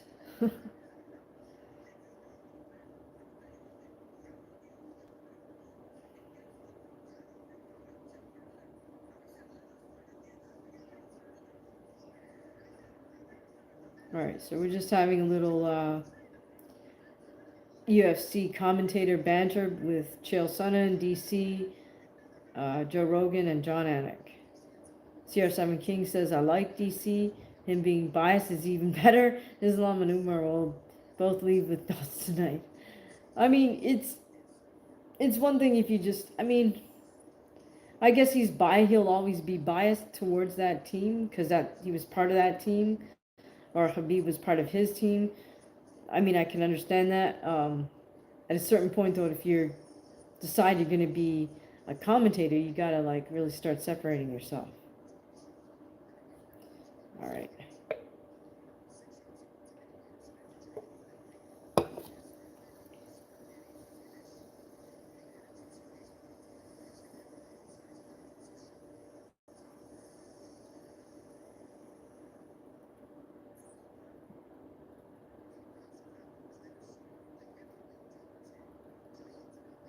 CR7 King, doesn't it sound beautiful? Imagine both the Dagestani's team Habib leave with belts tonight. The stars will align. Yeah, I mean, it's a poetic, poetic finish to the evening, if it does happen that way. Okay, so now we're cutting to footage of, all right, I'm not sure. Oh, I guess this is Prochazka, and yeah, and no, sorry, is it Halton, Almeida, and Sergey Spivak? Okay, that's what's up next. Okay, now we're cutting to Megan O'Leary in a really nice red pantsuit.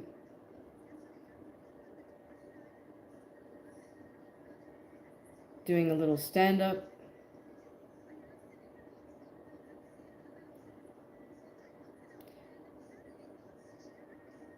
So, who do you guys have?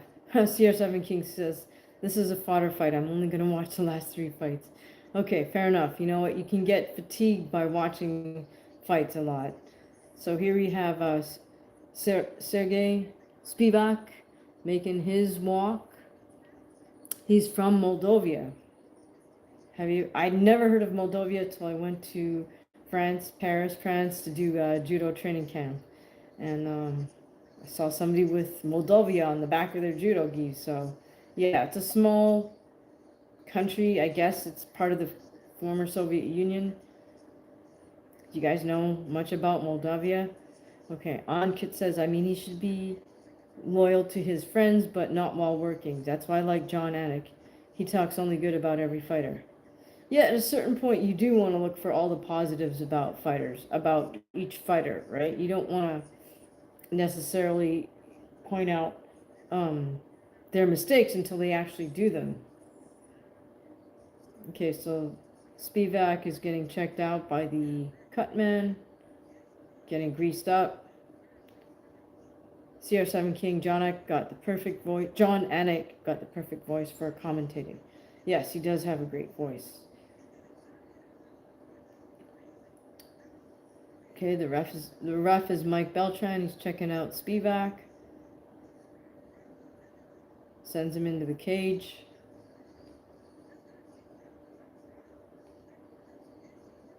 Oh, hello from Japan. Hi, how are you? Thank you for joining us. It's already Sunday in Japan, I assume. I love the little heart emoji. Appreciate that. It's very cool. Oh, by the way, do you guys know that you can buy jewels or something and send gifts on these lives? You can also buy somebody a membership or gift a membership, as far as I know. Okay, so now help me out here, guys. I don't know if you say his name, Jalton. Almeida from Brazil. He's now doing his walkout. Again, everybody's got to wear the black UFC outfit.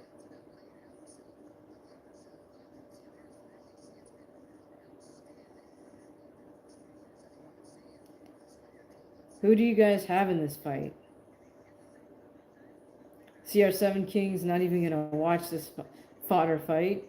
Yeah, I guess they're just, had to fill up this part of the card. I'm not sure how these guys got on this, how they weren't on the prelims, but in any case, Almeida. Have you guys watched Almeida or Spivak before? Maybe they expect this to be a more explosive fight. Oh well, this is nice. Almeida actually has on some red and gold shorts. Sort of surprised he didn't pick the yellow and green, represent Brazil, but at least he has a different color than black. Or blue. Okay, so Almeida just hugging it up with his corner.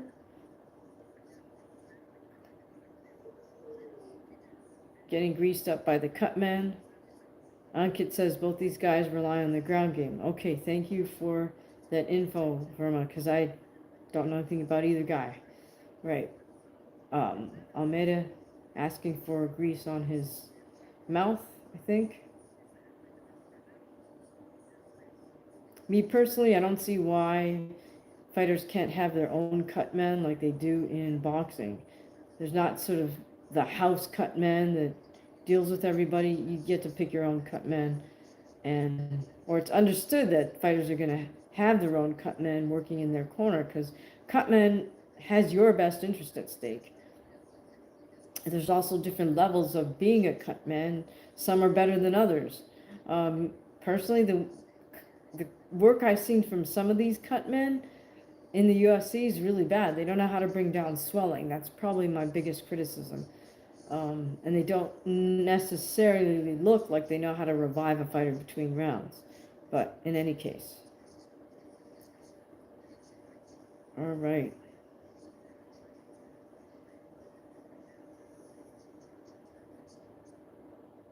All right, who do you guys have in this fight, Almeida or Spivak?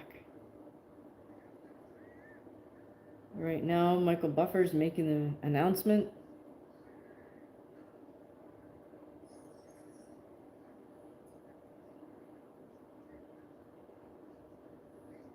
Have any of you guys ever been to Moldova?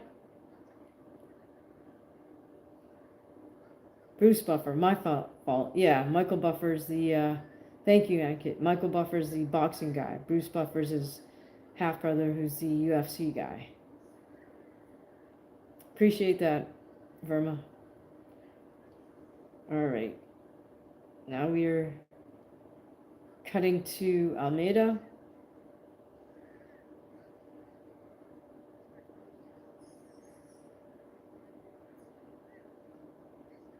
Do you guys have one or the other guy in this fight?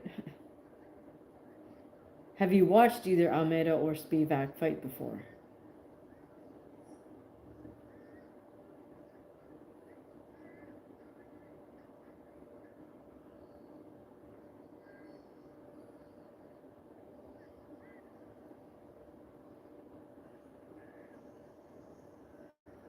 Ankit says I got Almeida by submission. Okay, cool.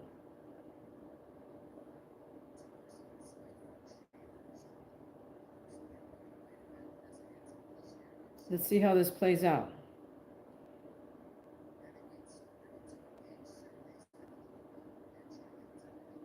All right, and the first round starts.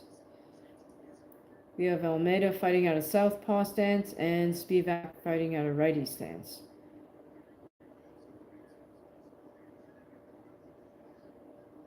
Now Almeida switches to orthodox stance as well.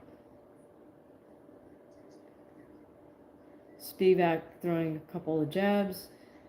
Almeida throws a right hand, outside calf kick. Spivak with a jab. Both men kind of light on their feet, moving around a bit. They go from a clinch. Spivak gets like a Harai Goshi, has Almeida down on the ground. Almeida has Spivak in sort of half butterfly, full guard. Spivak has one underhook. Almeida has the overhook on the same side.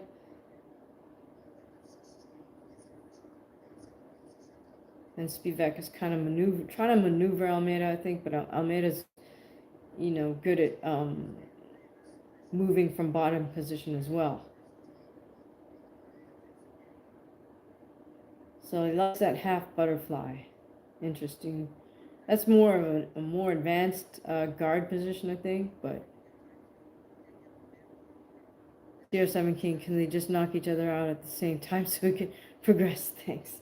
Yeah. Well, now that looks like they're going to be on the ground for a minute, CR7 King. That's funny. Okay, Almeida's still in bottom position, maintaining that half butterfly guard. Spivak posturing up, trying to go for some ground and pound with the elbows. Almeida now has full closed guard. And Spivak got him right up against the cage, going for a ground and pound. Almeida shrimps away from the cage, kind of trying to posture up a bit, got one underhook, got half guard. from bottom. CR7 King says they're holding us back. Well, yeah, and now that they're on the ground, it look, oh, nice reversal of position by Almeida. He's now in top position. Spivak's got kind of half guard.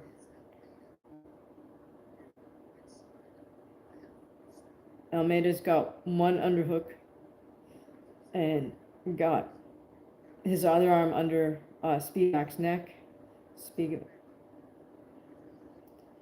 Looks like Almeida's switching to mount position now. He's going for the ground and pound as Spivak kind of comes up. Almeida transitions to taking Spivak's back. He's got one hook in, an overhook on the other side. Spivak turns in.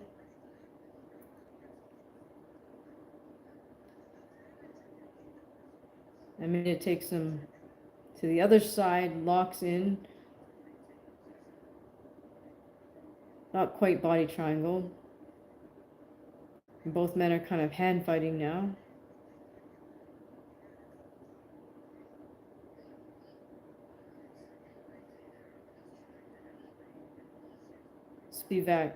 Almeida, of course, with having Spivak's back.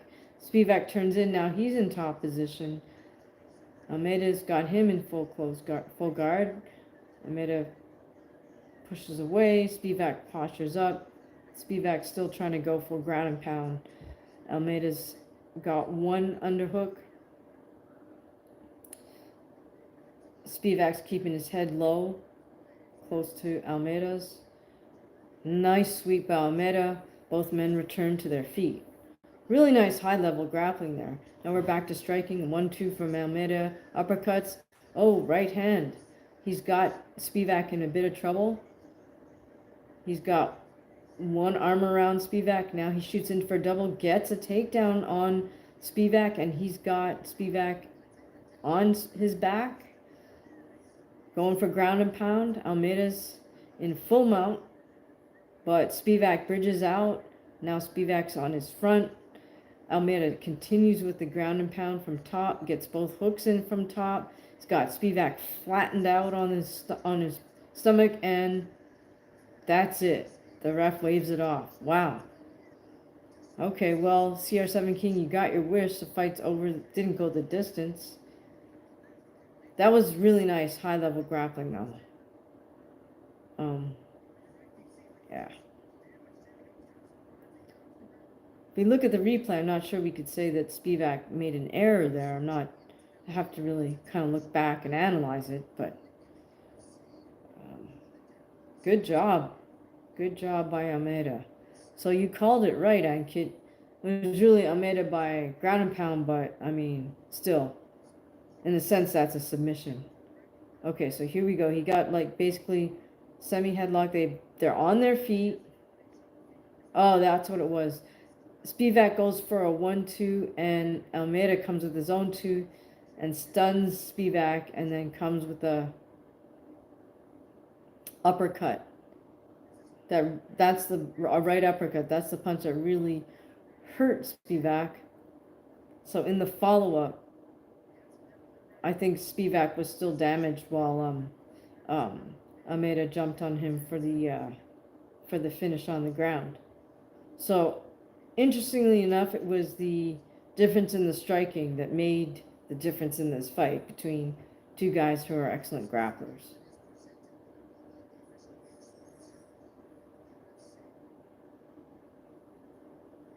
All right, well, nice win by Almeida. So, all right, guys, hang on for one more second. I gotta go grab some food because my mouth is dry and I'm getting hungry.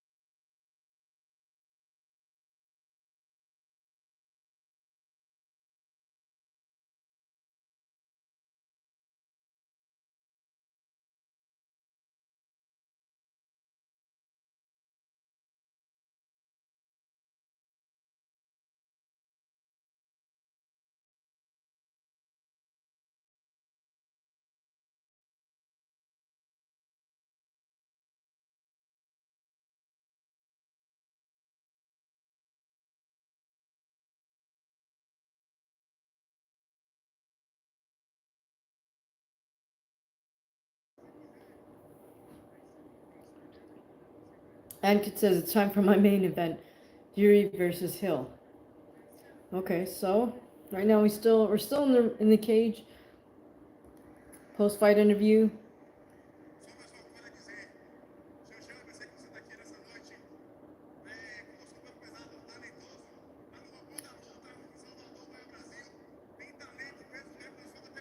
All right, Talia, we just finished watching Almeida stop Spivak.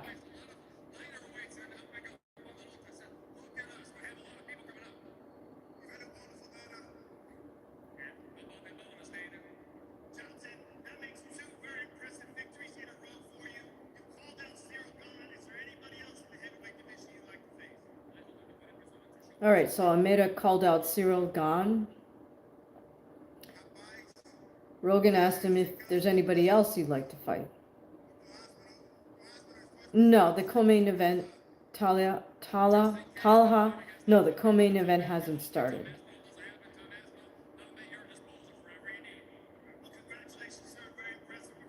All right.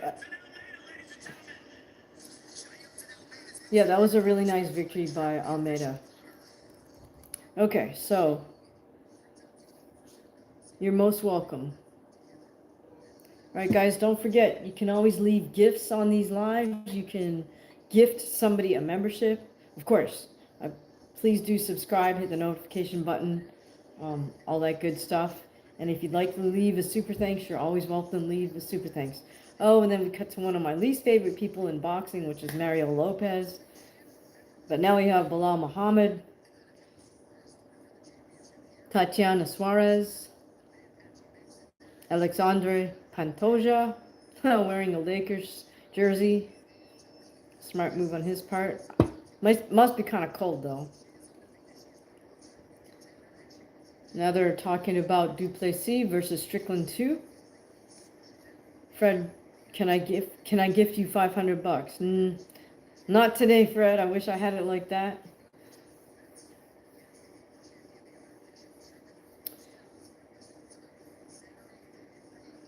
That's Duplessis versus Strickland 2 is scheduled for February 8th. Yeah, Talha thought that was funny. Haha, $500. No, but you guys are always welcome to go leave just a little super thanks. You could be starting as low as $3, but it's all good. GM AMC FSG says, who I got, Tank or Shakur? Tank. Yeah.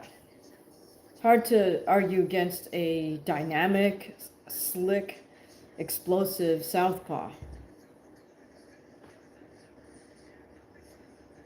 All right, we're cutting to Alice Pereira in the audience. Back to Anik, Rogan, and DC. Yeah, GM, who do you have in that fight? Tank versus Shakur. Tala said, when did I start to watch MMA?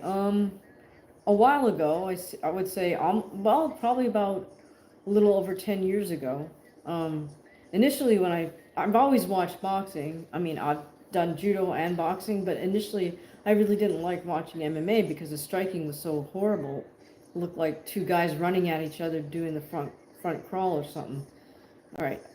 GM, I agree with you. Yeah, I have Tank also in that matchup. All right, we're cutting to Justin Gagey in his baseball cap and t-shirt. Stands up and throws a couple uppercuts for the camera. Tyler says, OMG, 10 years. Yeah, because I started practicing MMA about 10 years ago, so that's when I started paying more attention to it. Plus, the striking game really improved. It was like, it really, like when you're a boxer and you gotta watch these guys striking, doing like this, it's like fingernails on the blackboard type thing. Practice, yeah, practice. Judo, boxing, MMA. Okay, so now we're watching Islam and Umar's entrance to the venue. They look pretty low-key. Whole team looks pretty low-key. Now we're watching Renato's ring entrance, or not ring entrance, sorry, venue entrance with his team. He also looks pretty relaxed, low-key. Priest Temp, thank you. Thank you so much for the gift. Appreciate that. Priest Temp is going with Shakur because he's a 3-division champ. Yeah, interesting. I just think that Tank being as explosive as he is and a southpaw, I don't know that he necessarily knocks out Shakur, but I think, I don't know. I just would go with Tank in that fight.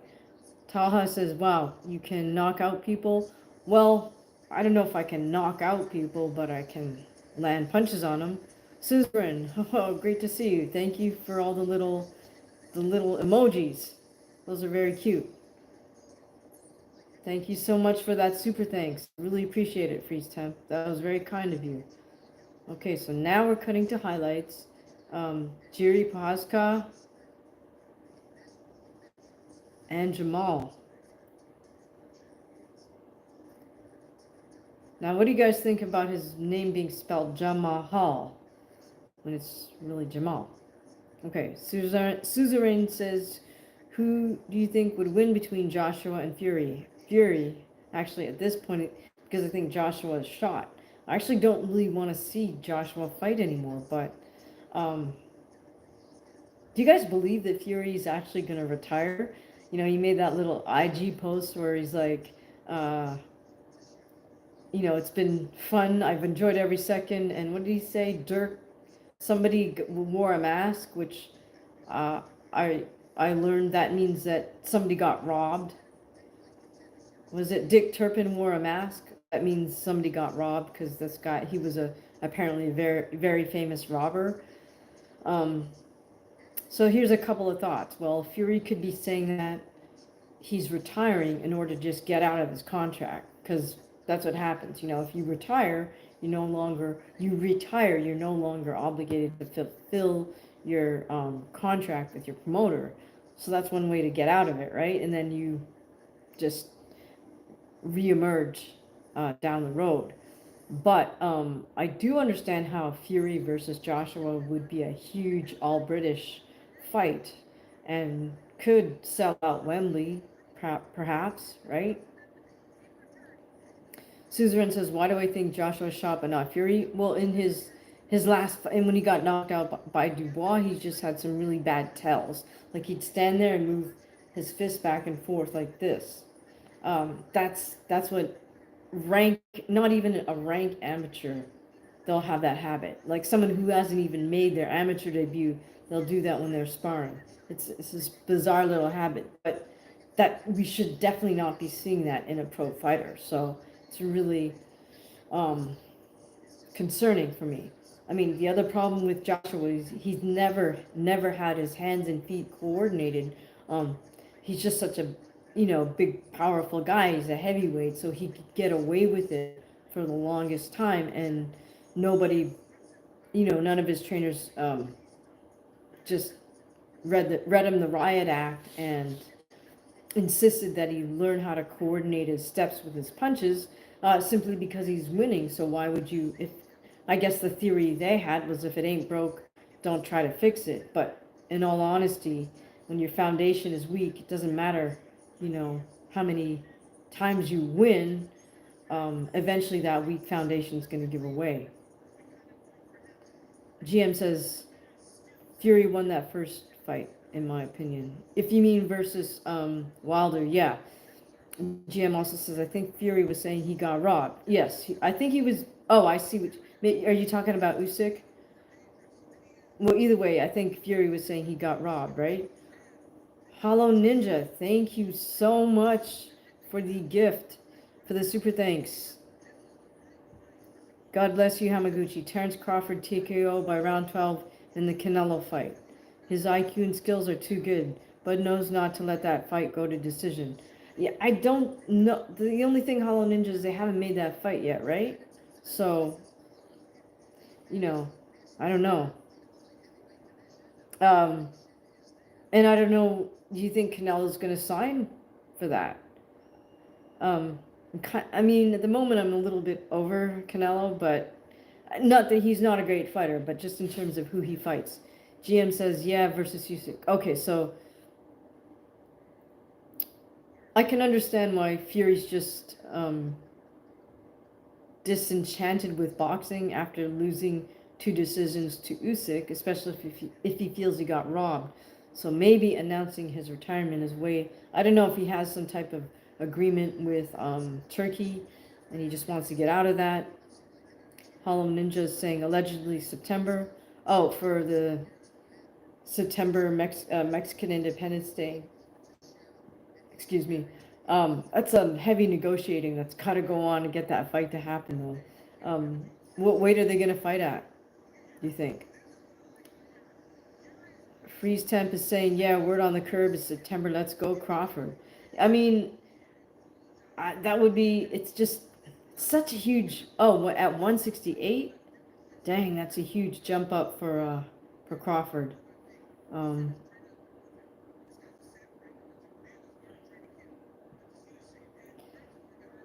Thank you, Hollow Ninja, for that info. So GM is saying they're saying Bud versus Derevchenko, can't say that name, as a tune-up.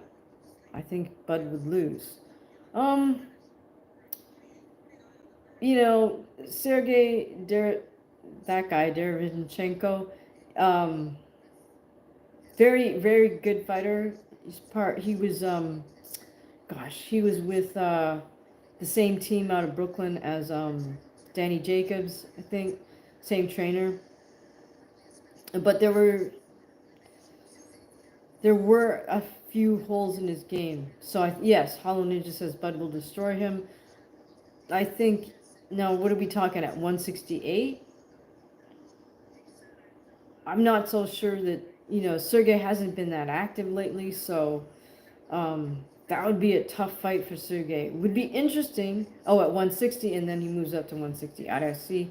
All right, well, either way, I mean, that's an interesting fight. Hollow Ninja says 168. Okay, so interesting fight. Well, if he wants to make the Canelo fight in September, he's got to get busy and down to work to get this tune-up, so to speak, to happen. I would say May, June, July, August, September, right? So he'd probably want to get this fight in May. All right, so we got Jamahal Hill and Jiri coming to the center of the cage. Mike Beltran's the ref. Who you guys got in this fight? Anybody got Jamahal?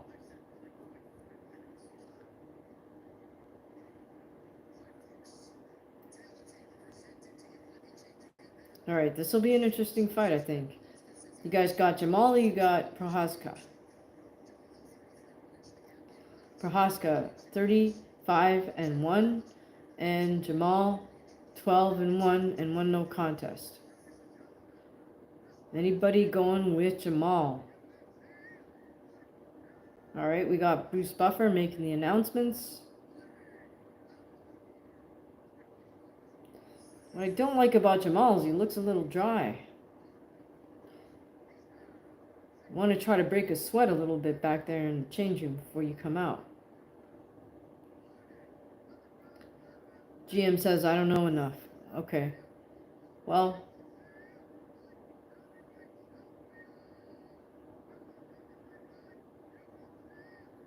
got Bruce announcing Jamahal Hill.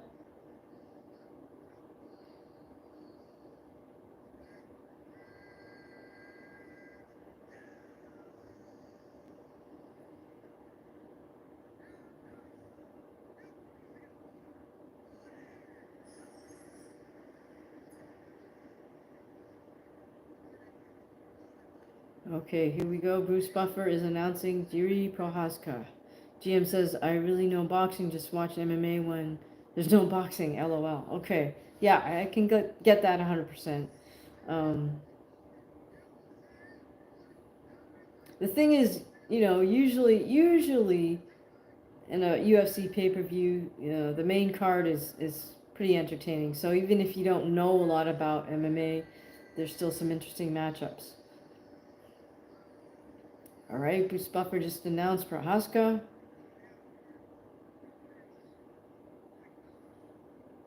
And then we're cutting to Mike Beltran. And of course, the obligatory shot of the ring card girl exiting the cage.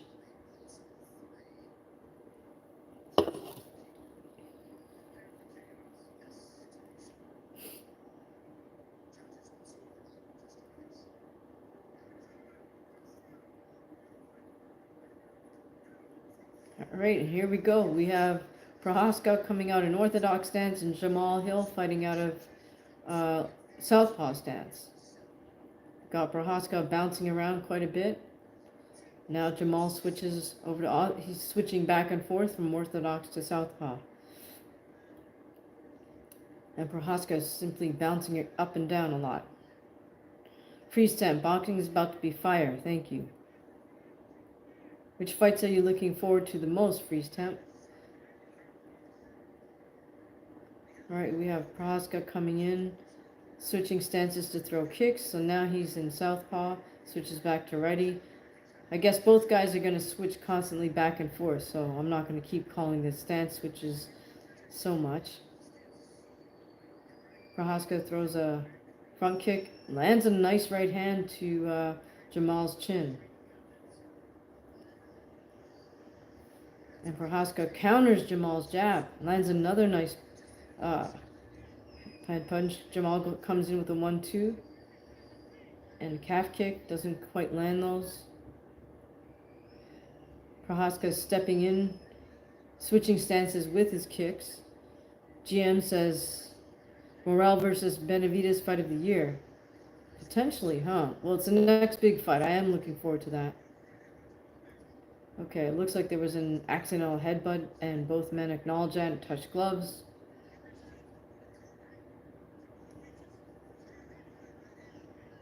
Prochazka lands. Jamahal tries to counter.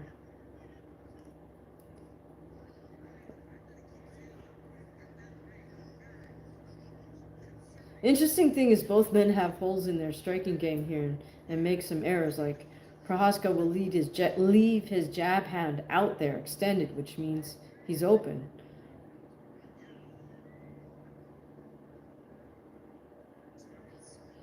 Jamahal seems to be kind of conserving energy a little more, looking like he's trying to look for a counter shot. Prochazka has a much more active bouncing feet.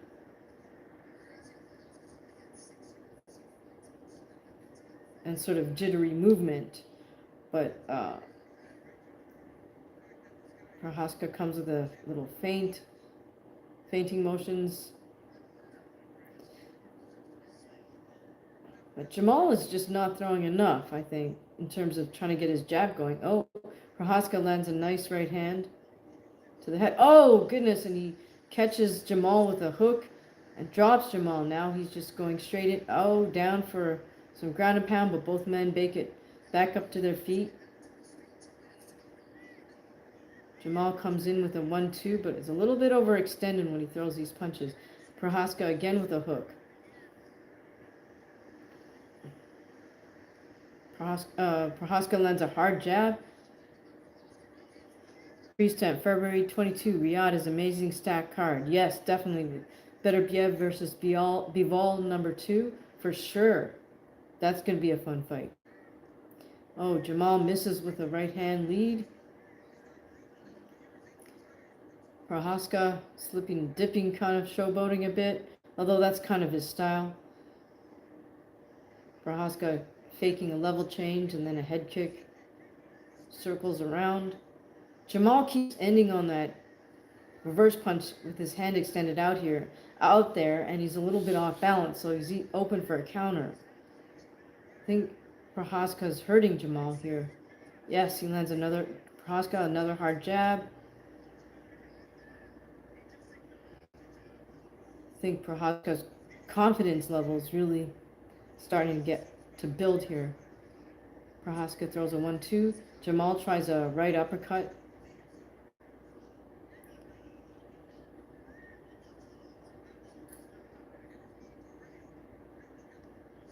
We got a about 30 seconds left in this fight. Prochazka lands another 1-2. Hill trying with that hard right hand. It isn't landing it.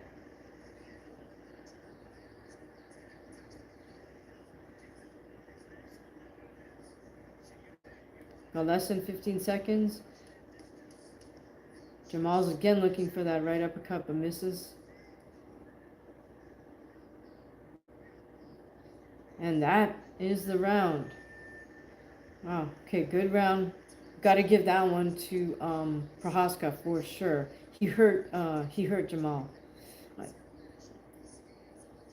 Sachin says decision win for Jiri. Well, I think he might even get a stoppage because he's got Jamahal hurt in the first round. Sorry guys, I am hungry, so I am gonna eat some of these little sweet potato French fries.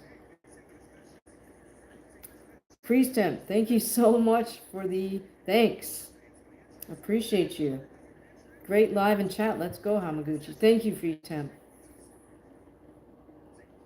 Fred Red, no, I did not buy the pay-per-view. I'm using a free live stream, and I suggest you do the same. Do you guys know like what to search for to get a free live stream? You can search for Sport Surge or Crack Streams or Meth Streams. I'm one of these cheap fight fans because I am a fighter, so I feel on general principle, I should not pay to watch fighting because I pay with my sweat. Hopefully not too much of my blood or brain cells, but I pay every practice with my sweat. Anyways, okay, we're back to round 2 of Jiri Prochazka and Jamahal Hill. So I think for sure, beyond a shadow of a doubt, Prochazka won that first round. Jamal's still kind of like, I don't want to say he's flat-footed, but Prochazka is definitely the more sort of lively, got the more lively footwork. I'm not sure what Jamal's trying to do here. He always, when he throws his reverse punch, he leaves his chin up extended, which is just not a good thing because it's easy for him to get countered. Jamal's just throwing out these sort of tentative pseudo jabs, and you know, that's not enough to get the jab done. Okay, Prochazka just barely misses with a head kick. Now we got Jamal trying to pick it up a little bit. He does land up a 1-2 on Prochazka, but Prochazka comes back with his own right hand.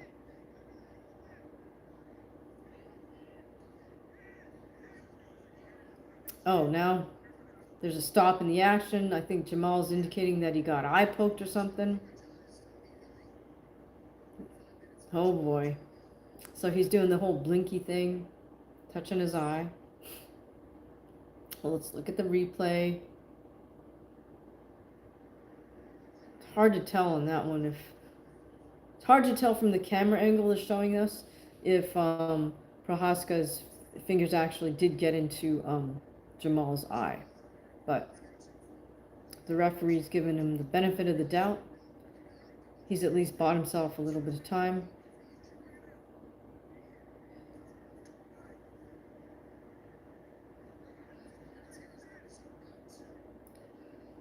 Prochazka fighting nice and sort of upright. Throws a head kick to switch stance. He's using his head movement to avoid Jamal's punches. Jamal throws some jabs to a knee. None of these land.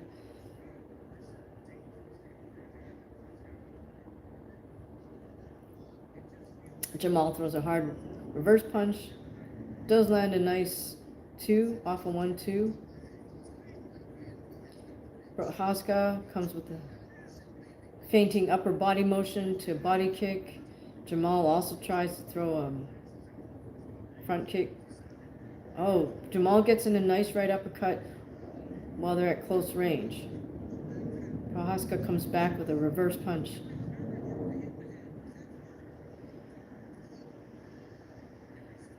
Prochazka with a nice jab as well. I'm not sure what we're calling timeout on here.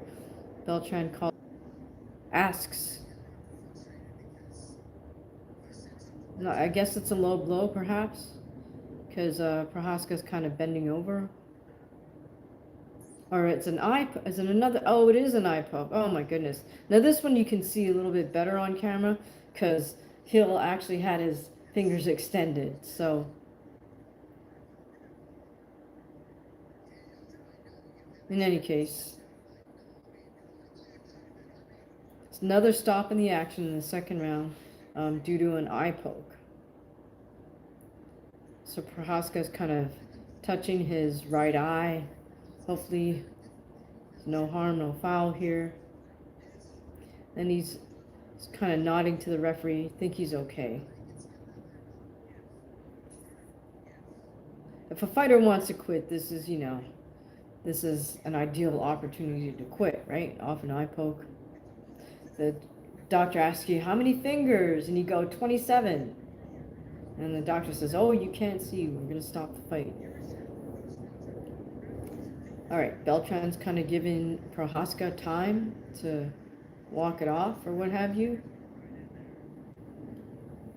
Wiping his eye with a towel. Now the doctor's come into the cage.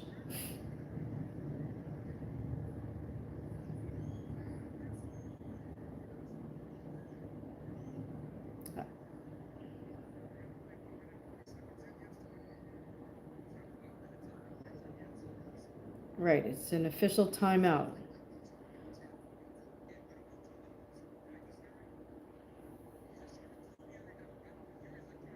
Okay, Prochazka's saying he's okay.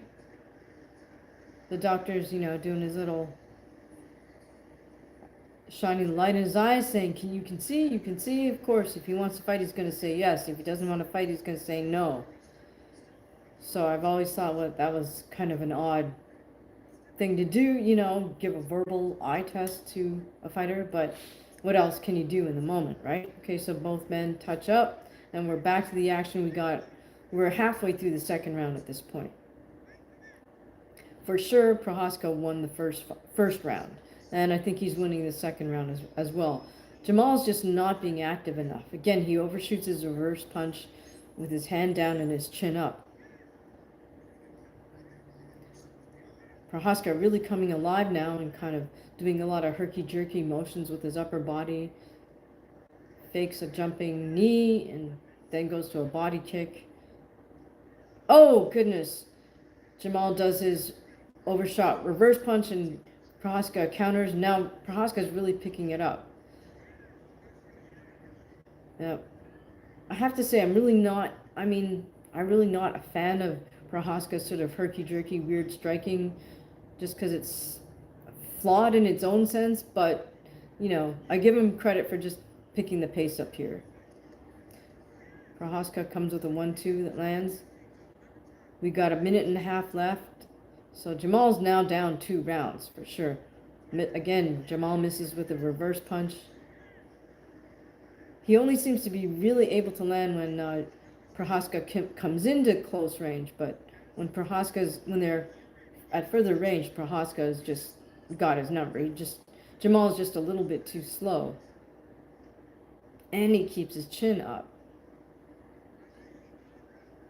Got about a minute left in the second round of Prochazka versus Hill. All right. Hill tries a straight reverse punch back to his jabs. Prochazka still using lots of upper body movement, a variety of kicks, head kick, calf kick. Prochazka is still circling around, comes back with the straight reverse punch. Jamahal still trying that reverse punch with his chin nice and up, or maybe not so nice and up. Jamahal Hill with a calf kick, leans back to avoid Prochazka's jab.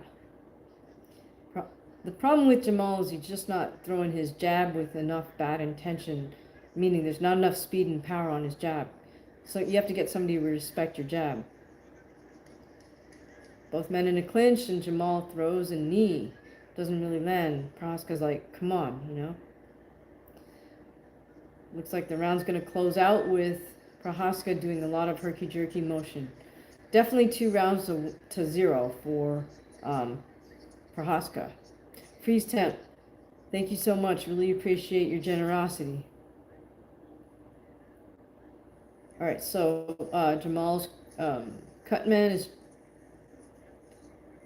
trying to apply the end swell to his eye, but like I said, I don't know about these UFC cutmen. They do not know how to bring down swelling. There's an art to bringing down swelling, especially on somebody's eye. Ankit says, if Jiri loses this fight, I'm not watching further fights. Well, I don't think they should rob him. The only way he can lose this fight is if he gets knocked out or subbed, which does not look like it's going to happen.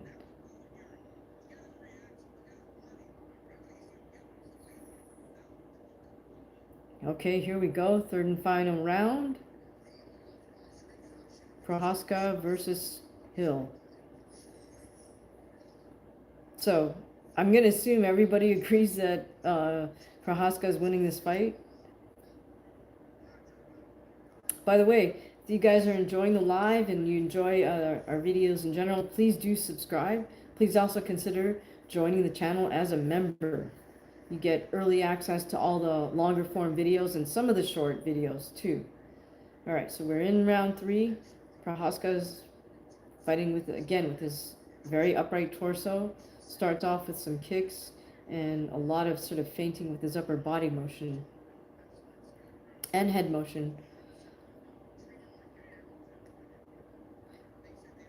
I mean, Jamahal Hill just doesn't have anything he can threaten Prochazka with at this point.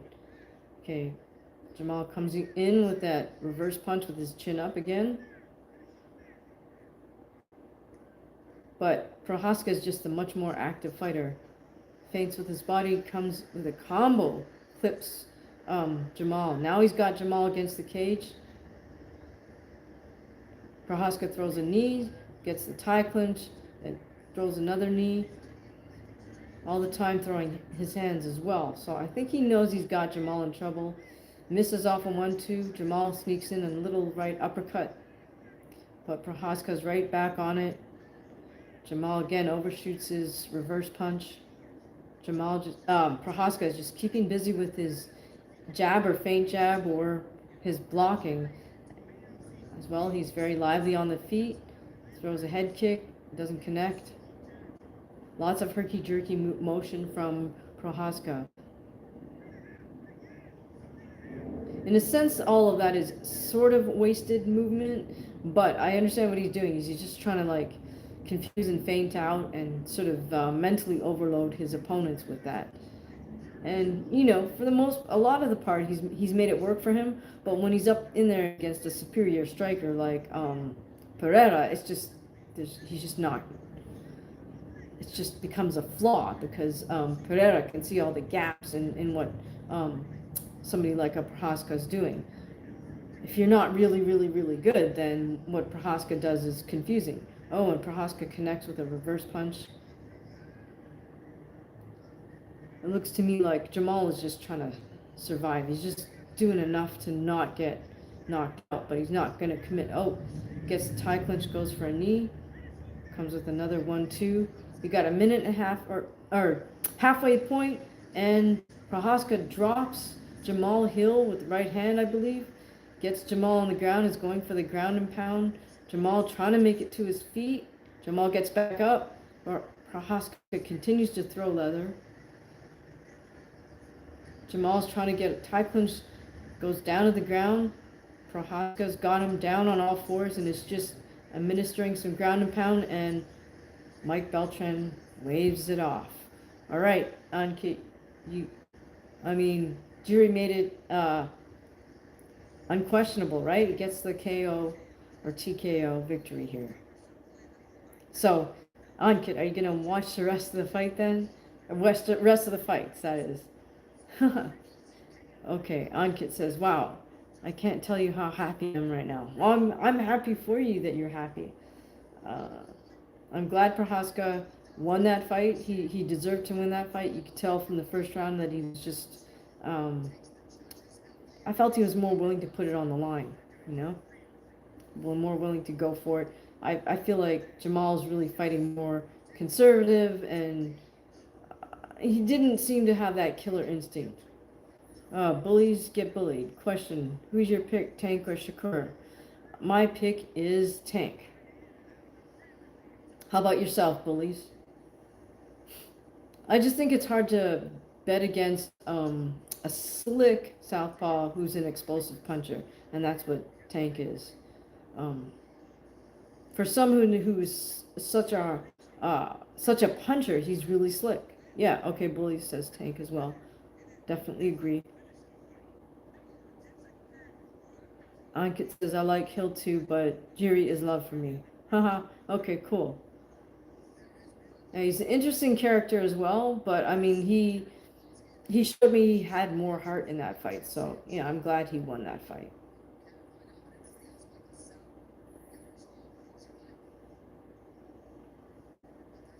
All right, so in my opinion, Jamahal really has to go back to the drawing board if he wants to stick around. I mean, he's got to correct some of these errors he's making, which is, ending on a reverse punch with his chin way up in the air and his hand way down.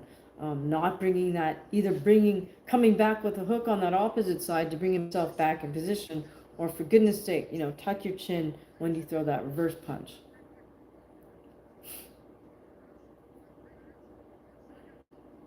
Now, do you guys think that Tank can KO Shakur? Or do you think Shakur can eke out a decision victory versus Tank? All right, so now we're announcing Prochazka as the winner. What do you guys think of that steam or whatever the heck it is that they squirt out of the Intuit Center's ceiling? It's kind of a weird look. I guess it's better than pyrotechnics that can be kind of dangerous. All right, we got Rogan in the cage with Prochazka.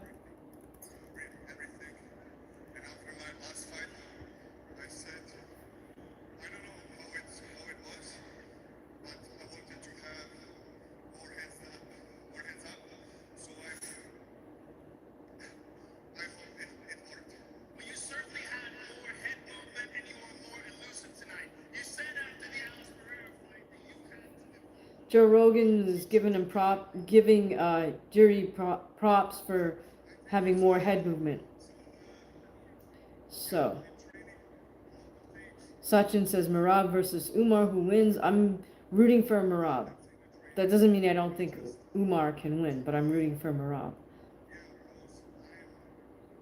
I just feel like Merab has weathered the storm, has weathered harder storms than Umar at this point. But I have to acknowledge, like, Umar is an incredible athlete. It's just hard to gauge where he is as a fighter because he hasn't fought as tough competition as Merab.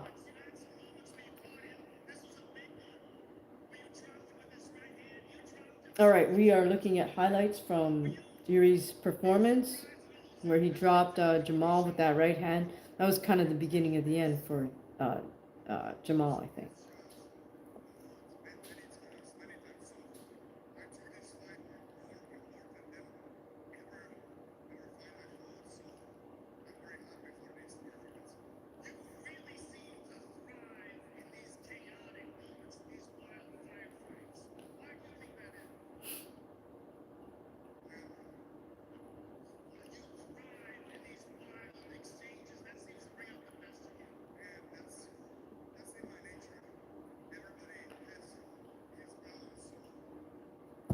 Who do you guys want to see Prochazka fight next?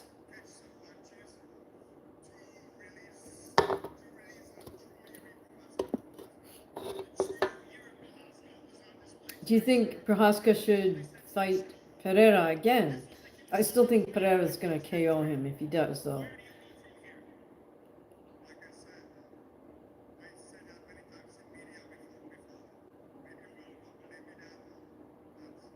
Yes, rematch. Shama. Okay. Bully says yes. Prochazka should rematch with Alex Pereira. Oh, and the camera cuts to Alex. And he says Shama, so you called it Sachin.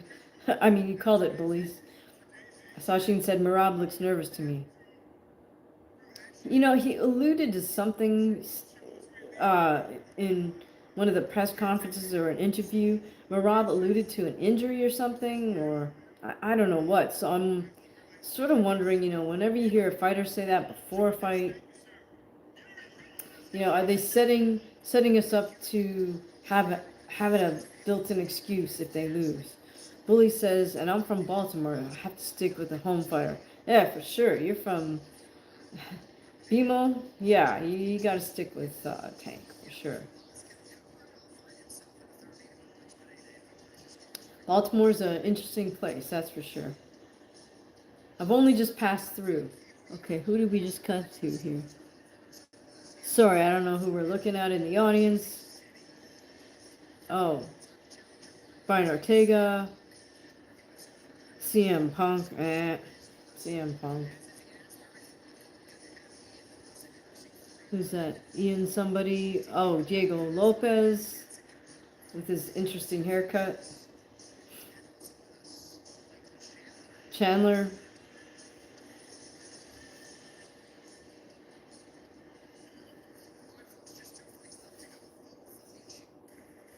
Okay, now we're on ads. So, tell me, who do you guys have in the co-main and main?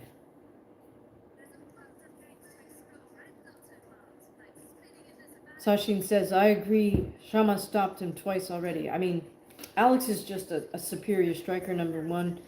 He's got good fundamentals. Obviously, he's a good striker. And that's where Jiri is lacking. He just, in spite of him winning this fight, he just, all the herky-jerky unconventionalness can get you so far. But in the end, if you leave yourself open, you leave yourself open. And Pereira knows that. And he'll just time it and catch it, place it. And I think he'll knock him out again. Ghoul says, you're beautiful. I appreciate the compliment, Ghoul. Thank you for that. Are you watching UFC 311? That's what we're doing right now. Or we're talking about boxing a little bit in between. So who do you guys have in this fight? David Benavidez versus David Morrell. I'm going to go with Benavidez in this one.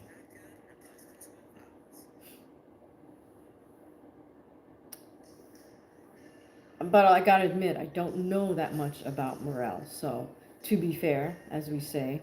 But, I mean, Benavidez, I think he's mentally tough. He throws tons of combinations, rapid combinations for somebody that size. He's able to put them together really smoothly and quickly. And so I feel that that's what gives him a huge advantage. That plus just his mental toughness. A lot of what David's mental toughness comes from is the fact that, I don't know if you are aware that when Benavidez was a little kid, like, I met him when he was about 9 or 10 years old. He was like a little butterball. He was this little fat kid, and everybody just kind of like sneered at him in the gym because, like, nobody thought, now this kid's gonna grow up to be a world champion one day. Everyone just looked at him like, why is he even in wildcard boxing gym? I remember his older brother Jose saying, oh no, he's got some hands, he could fight, he could box.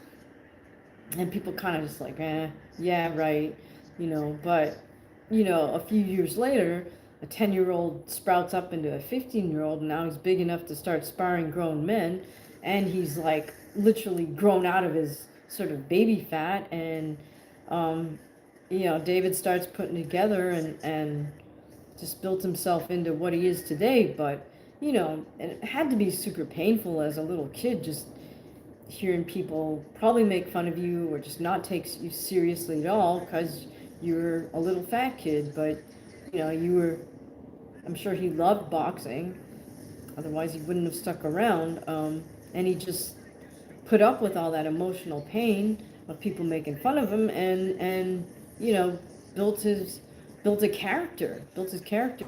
So Bullies is saying Benavidez is, if Morrell isn't juicing, which is, I guess, always a possibility, right? Freeze Temp says Benavidez Morrell has a strong Cuban amateur background, so he got a chance. Yeah, I mean, the Cubans, they also put through hell as amateurs over there, so they're also mentally tough. Um, I wonder though sometimes what happens with some of the Cuban fighters is when they get over to the United States of America, they can live the good life, and it's sort of overwhelming, right? You can understand that. Some of these Cuban fighters explain to me, like, when they're in the amateur program, it's they all have to live at the same facility, I guess, where they train, sleep, eat. And one of the fighters was saying, they get served their food on these little plastic trays. And so, sometimes if we'd go out to kind of a very low-key, say, Mexican restaurant or something like that, they also bring you your food on these, like, plastic trays, plate and everything. And I think it was just, they were kind of reminiscing in kind of not a good way, right, about having to eat, the Cuban amateur team cafeteria, whatever, with their horrible food of like bread with margarine and something else. Anyways, I digress. But let's see how Morel, if he's hopefully not juicing, and if he's focused and training his butt off for Benavidez, which he should be. Sachin says, going with Umar and Islam. Okay, CR7 King told y'all about Jiri. Yeah. No diss, but to Prochazka, but I feel like that fight showed me more that Jamahal, he's got to figure it out. Either pick it up or get out the game, because you're going to get hurt. He's just always throwing his reverse punch and leaving himself wide the heck open. Someone with as good precision and technique as Pereira would damage him really badly. Not that he's going to fight Pereira, but point is he could get seriously hurt unless he gets with a really good striking coach and retrains himself to throw more responsible punches. CR7 King says, yeah, he should keep his hands up. Yeah, he just doesn't bring his hands back to a defensive position, and he sticks his chin out. So it's just a recipe for disaster. Lily says, LOL, serving them convict food, haha. Yeah, I guess basically, right? Like, you would have kind of a bad taste in your mouth, literally, every time you looked at, like, the tray that you saw for so many years with horrible food on it. Lily says, but I can eat beans and rice all day. Yeah, you know what? I agree with you. I also like rice and beans. What do you like? Do you like yellow rice or white rice? Do you like red beans or black beans? Personally, when I was in New York, I really liked white rice with black beans. That was kind of my go-to. See, in New York, you always got the choice between the white rice and the yellow rice, red beans or black beans. I noticed when I hit LA, it was always going to be yellow rice and red beans, but I don't know. I don't know what that is. That's because we got more of the sort of Puerto Rican and Dominican influence in New York in terms of the rice and beans. And then LA, it's far more dominated by Mexican. Only time I would see maybe more white rice and black beans would be if I got Cuban food. Billy says, white rice, yellow, and brown. All no discrimination over here. Okay, that's cool. That's funny. Cute. Yes, I have eaten all of those types of rice, but in the end, my favorite is short grain white rice.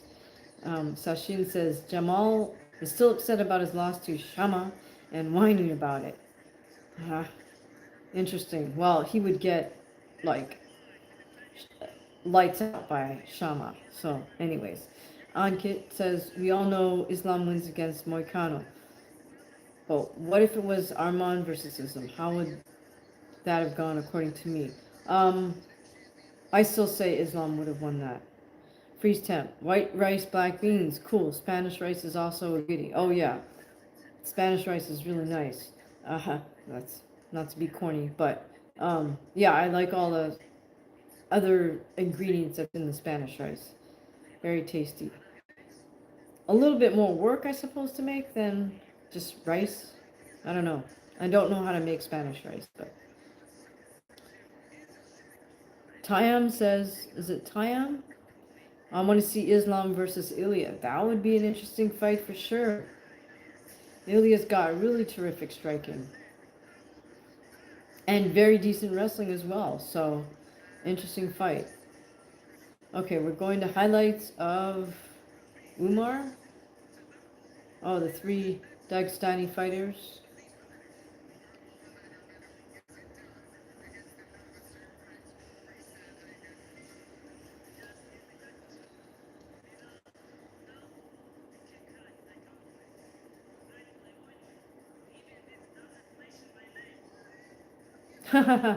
Okay, so we're cutting to that yelling fight between Merab and Arman. I mean, not Arman. Merab and Umar. I kind of sort of didn't really understand all that. You know, Merab was saying, you know, he said this on Twitter, said that on Twitter. Who has he fought? This and that. He's disrespecting me. And I'm like, well, I'm not sure why you take it so personally. He's just, if he's calling you out. I mean, people are going to call you out when you're a champ, right? Do you guys think Umar was disrespectful to Merab? I mean, just because he hasn't fought people doesn't mean he can't call you out. That's kind of what he's supposed to do. You're supposed to call out the champ, right? Everybody wants to get that title shot. Tayam says no. Oh, Freeze Temp. Thoughts on slap fighting? I don't really watch it. I have watched a few of their like behind the scenes, kind of like their Ultimate Fighter, but Ultimate Slapper, whatever the heck they call that reality show, because I find those kind of interesting, because I'm kind of curious to know a little bit about the guys that elect to do this. But like, I get how that slap fighting thing is really great for social media, and it totally took off during the lockdown. You know, slap fighting is perfect for TikTok, right? Because it's over in a matter of seconds. It's explosive. It's dramatic. Some people think it's funny, I'm sure, because of just, you know, how someone can get knocked out from a slap. So that's perfect for social media, right? You get to laugh at somebody. It's over quickly. It's violent. So, but is it something I'm into? Not really. Do I consider those guys fighters? Not really. I mean, stand there and take it. So you gotta hope to be the one that gets to slap first, right? Because if you get to slap first and you knock them out, it's over. I don't know. It's just, to me, that's not fighting.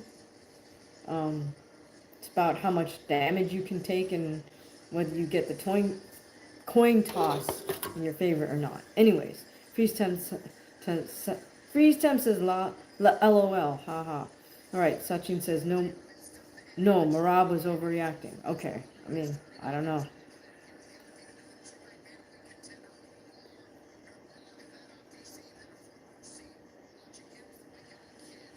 Okay, we got the walkout again with everybody wearing the same ugly black and white feather uniforms. Freeze Temp says, good points. Sachin said, and nervous about losing the title to Umar, so wanted to create fake beef. Huh, okay. I don't understand the motivation behind all that screaming. But I guess it's like, it's good promo for the fight. Okay, Umar's putting in his mouthpiece. Taking some water. Hugging up Javier. Hugging up his team. Of course, hugging up Habib. I mean, Umar is definitely quite the athlete. Okay, now Umar is getting greased up by the UFC designated cut man.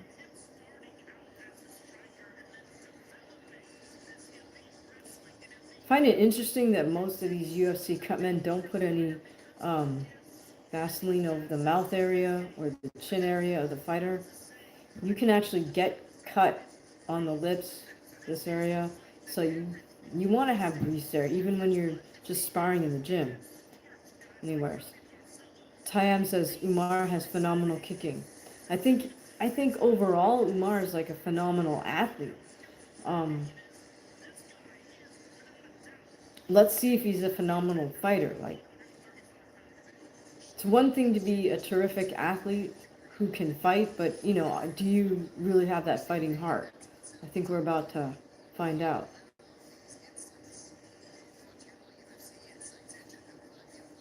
All right, who do you guys have in this fight? How many people are going with Umar, and how many people are going with Merab? Taking a quick survey here.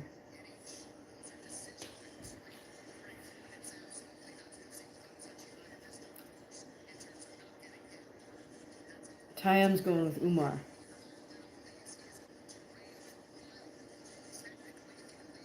Priest-Templa's going with Umar. Tayam says by decision. Ankit's going with Merab. I'm rooting for Merab. Okay, so now the stadium dims, lights go out. We hear the cheers from the crowd.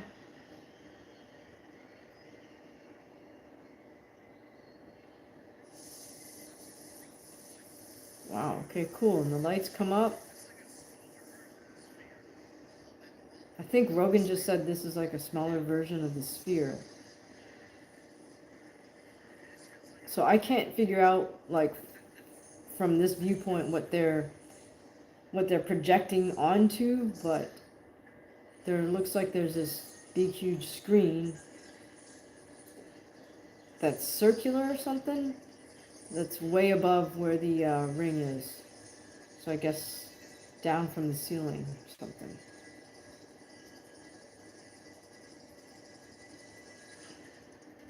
Yeah, I guess there's kind of an oval shaped screen with this series of things that squirt out steam or something. I don't know about that effect. And now we got Merab walking out. At least he's got black. He's got a black jacket with gold stripy things. So I don't know if that means like the champ gets to wear the gold. Okay.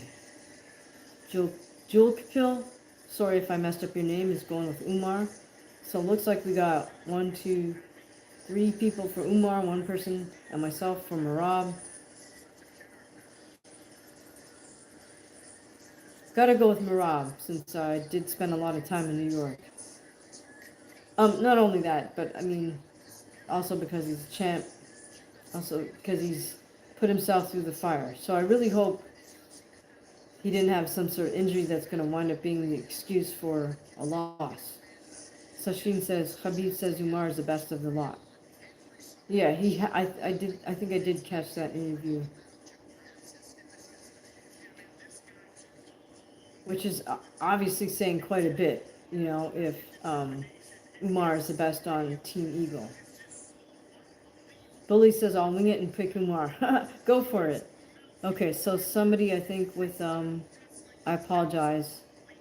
I can't read your name, but is going with Umar. Priest Temp says, Merab loses belt. Okay, this could happen. I don't know if it would be considered an upset or not.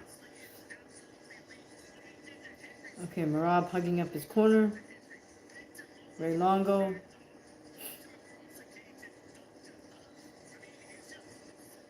Aljo, who's wearing his hat for him. Okay, now Don House, the cutman, is putting grease on Merab's face.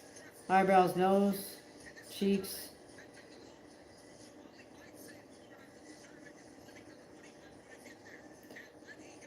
Sachin says, Umar, sorry. Oh, no need to apologize. Sachin says, I'm rooting for Merab too, but don't think we'll beat Umar. Okay, that's fair.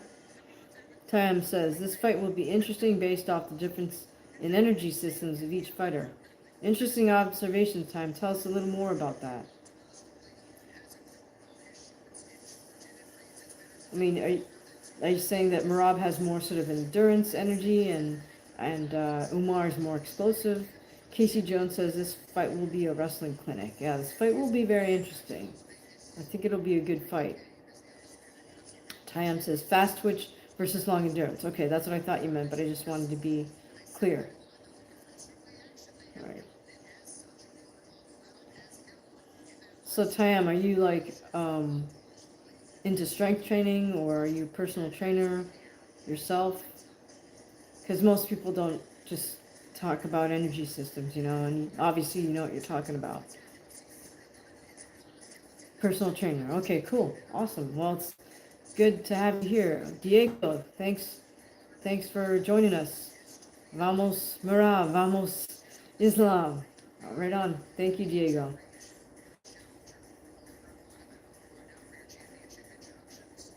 Yep, you got the same picks I do, Diego. I'm going with Merab and Islam.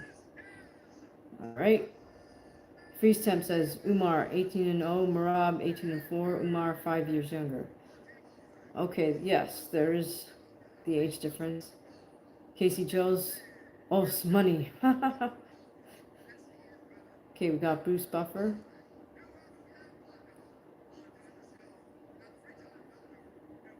Making the announcements.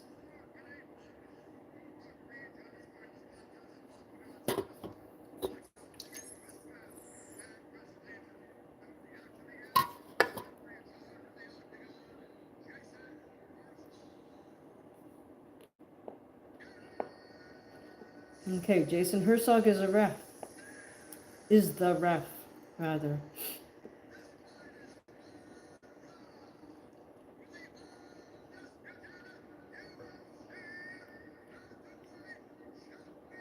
Okay, Bruce is announcing the fight.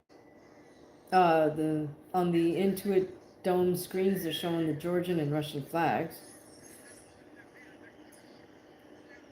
Bruce is announcing Umar.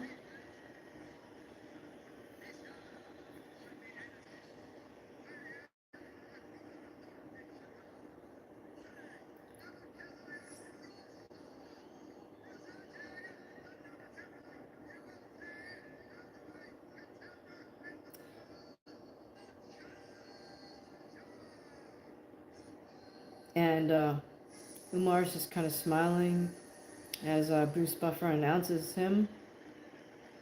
And he does a little sort of shadow boxing in place.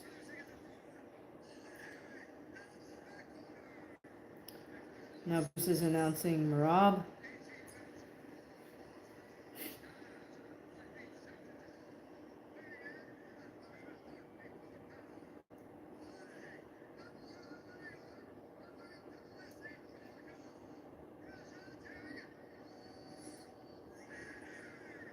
All right, and Bruce is doing his long, drawn-out yelling announcement of Merab. Merab turns to touch gloves with his whole corner.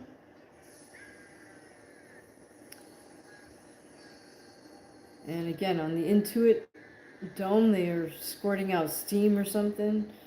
I don't know what that is. I'm not sure how that adds anything to the event, but so be it. Okay, both fighters touch gloves.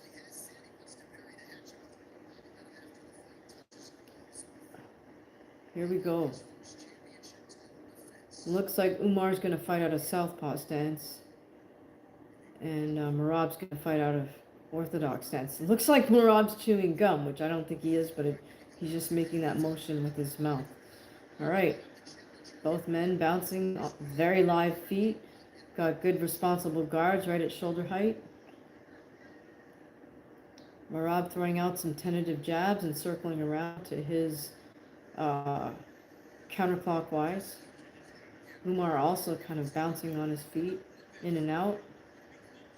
I think both men are trying to get a read on each other's timing. Merab's kind of feinting like he's going to go for a kick. Throws a jab out there. Definitely way too far to land, so just feeling out. The men are starting to close distance a little bit. Umar throws a head kick, doesn't connect. Merab with a single jab. Not meant to land because he's just throwing out about a foot away from Umar's head. Umar comes with a jab, doesn't land. Merab's throwing out jabs and hooks. Bullies is saying, I forgot who said Umar was in the hot tub with Khabib. Oh my goodness.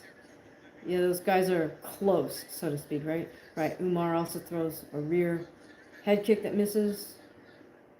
Merab's using some interesting footwork to quickly close distance. Feints like he's going to throw a rear head kick and doesn't. Oh, both men connect.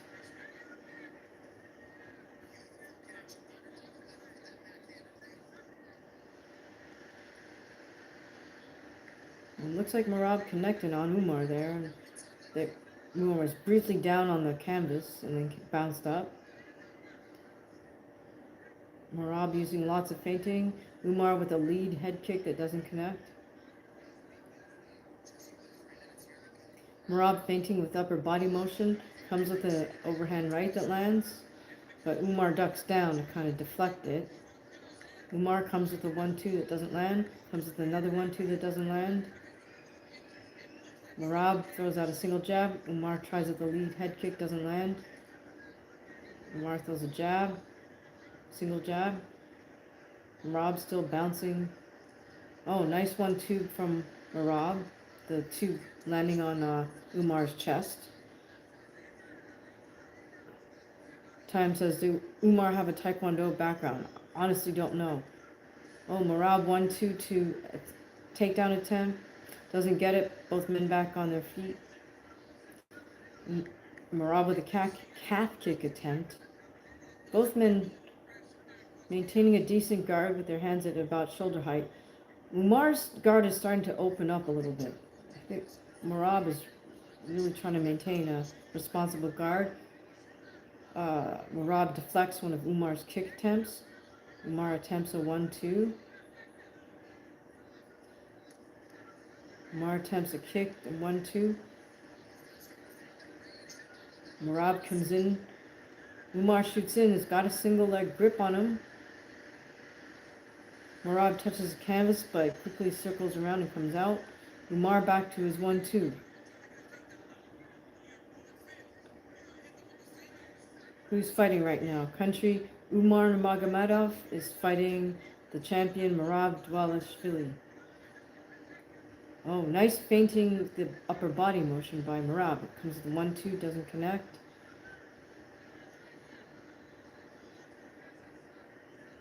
I'll give this to Umar. He's being quite patient in there, considering he hasn't faced high-level competition. Shoots in, doesn't get it. Merab has an underhook. The men are in a clinch. Umar has the overhook. Merab maneuvers him back around, and the men break apart.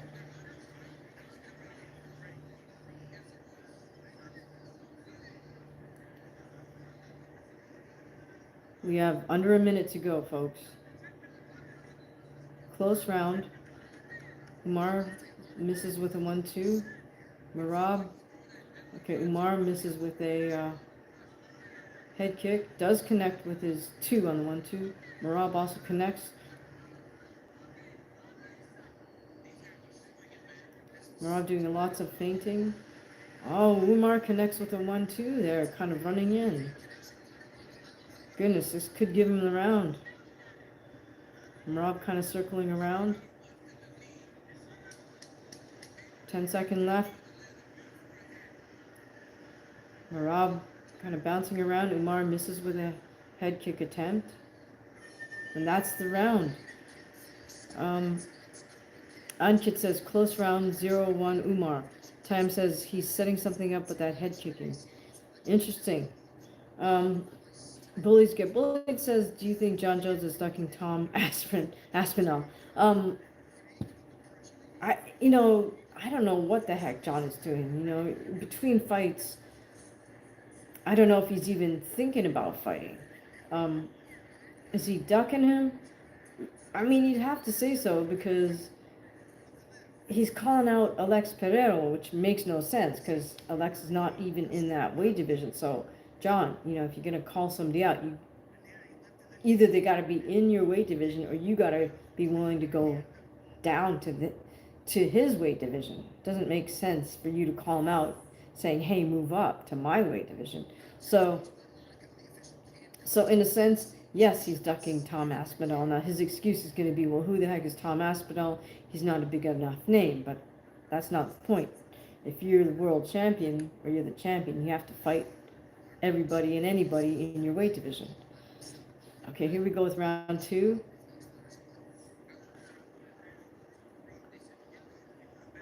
So this will be interesting if the grapplers, if the differential comes down to who's the more successful or effective striker tonight.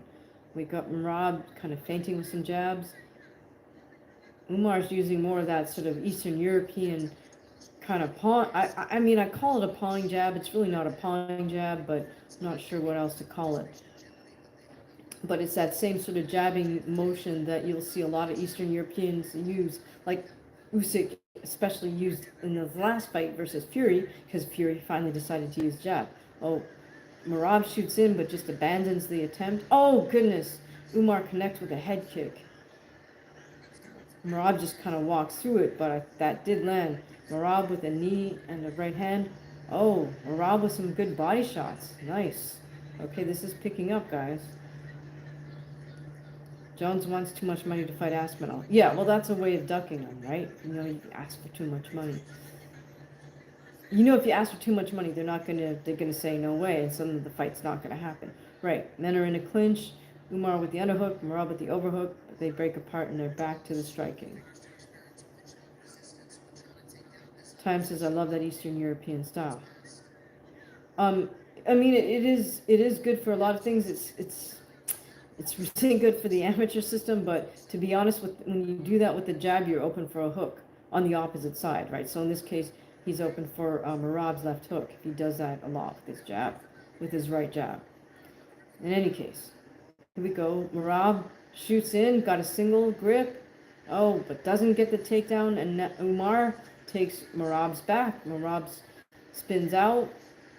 Umar gets the champion on the ground, though, so we got to give that one to Umar. He's got Merab's back. This is not a good look for Merab because Umar's tight to Merab's back. And we know these guys stay sticky, as we say. Merab just smiling and laughing it off. Umar has one hook in.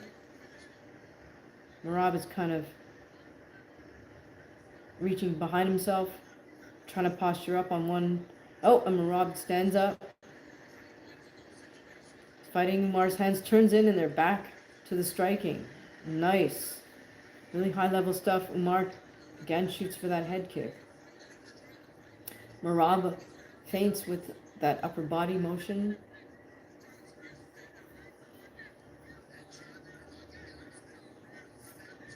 Umar circling, or rather, Merab circling around to his left. Kind of goes for a knee tap, but doesn't follow through. Oh, Umar with a nice front snap kick to Merab's chin. Oh, Umar with a knee. Merab with a calf kick. Umar shoots in, doesn't get it. Both men shoot right back up to their feet. Now, in a clinch briefly. It's interesting that these guys who are really great grapplers are resorting or decided hey, we're going to stand and strike.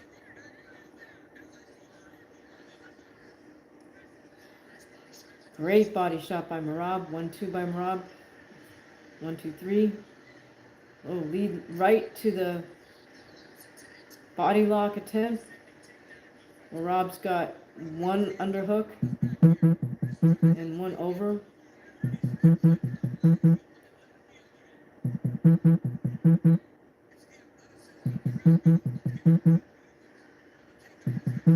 Both men in the clinch with unders and overs. Both men throwing knees at each other.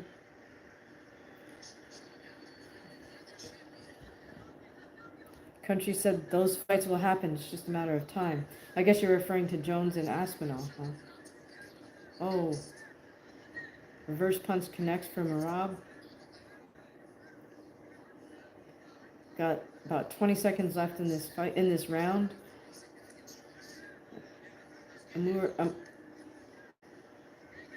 Another attempted head kick by Umar. Merab comes in. A number of punches. And that's the round. Okay, so I don't know. These are very close rounds. I think we could argue really, well, Ankit's giving 2 rounds to Umar, but I think we could argue both rounds for Merab.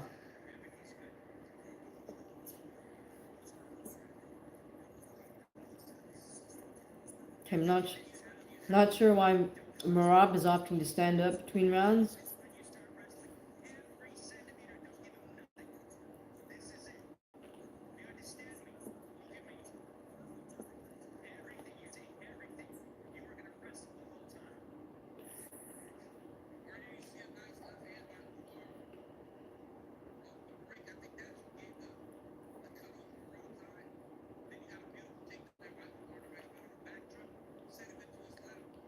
I mean, unless you give the entire round to Umar based on that one sort of takedown moment where he did have Merab's back, but he didn't advance that. He didn't do anything with it, so I'm not so sure that you can give somebody the round based on that. I in my opinion, no, because when you hit the ground, it's either sub or nothing.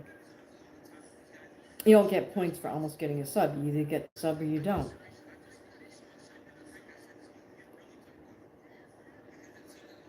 Umar with a bunch of lead leg kicks, or 2 lead leg kicks. Merab still bouncing on his feet, coming with that 1-2, but doesn't connect. Merab with a calf kick.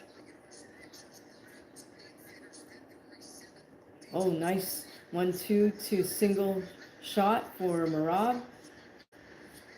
He gets Umar down. Umar postures up by the cage, so that's nullified. Very well may come down to the striking. Country says, is Umar Khabib's brother or something? He's his cousin. Country says, it seems like they all have the same last name, LOL. Yeah, I think they're cousins.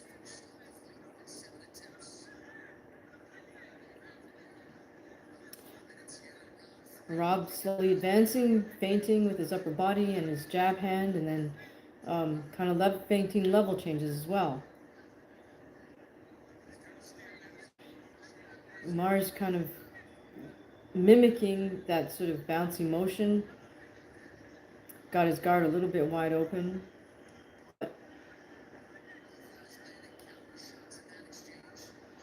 Umar connects with a knee. Umar throws a body kick.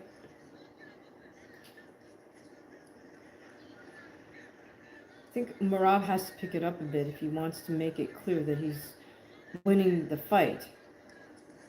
Again, shoots in, he's got the single, but isn't able to maintain it.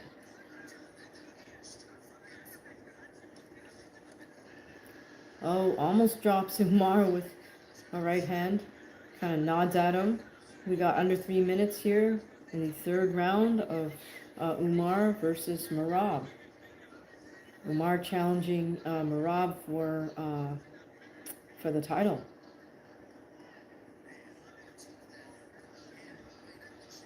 Merab feints the inside kick. Oh, I'm not sure what the ref stepped in there for, but anyways. Umar attempts a front snap kick. Looks like Merab connects with a 2, but Umar responds with a flurry and a hard jab. Doesn't quite land.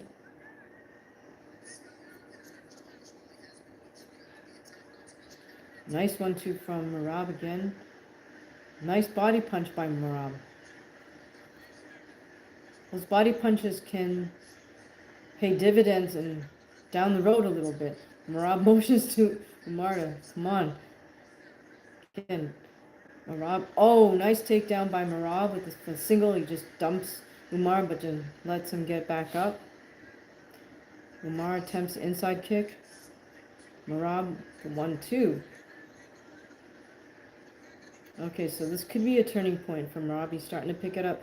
Merab shoots in for the double, Gets a takedown. Umar gets a sweep, pops Merab back up. Both men are on their feet. Umar is pressing Merab against the cage. I can't see what grip he has. Merab's talking to people outside the cage. Should probably turn and focus on the fight. I don't know who he's nodding and yelling stuff to people outside the cage. Oh, he's yelling at Rogan and Anik and DC. Okay, nice movement by Merab. But the men are back in the center of the cage. I wonder what Merab was yelling at the guys on the desk, so to speak. Umar attempts a head kick, it misses. Merab kind of smiles at him. Merab with a 1-2.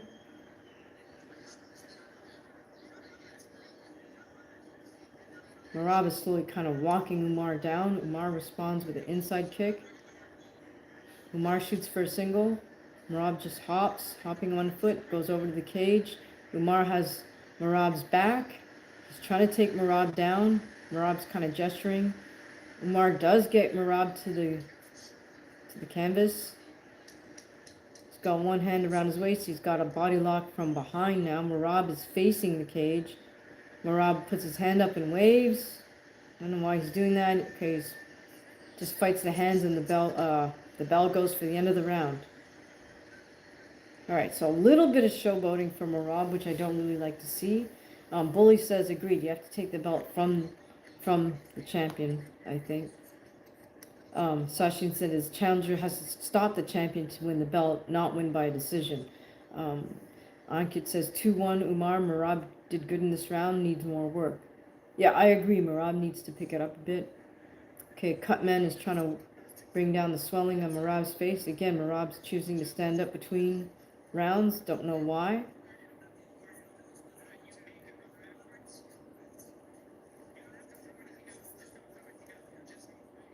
I'm not sure what Khabib is saying to Umar.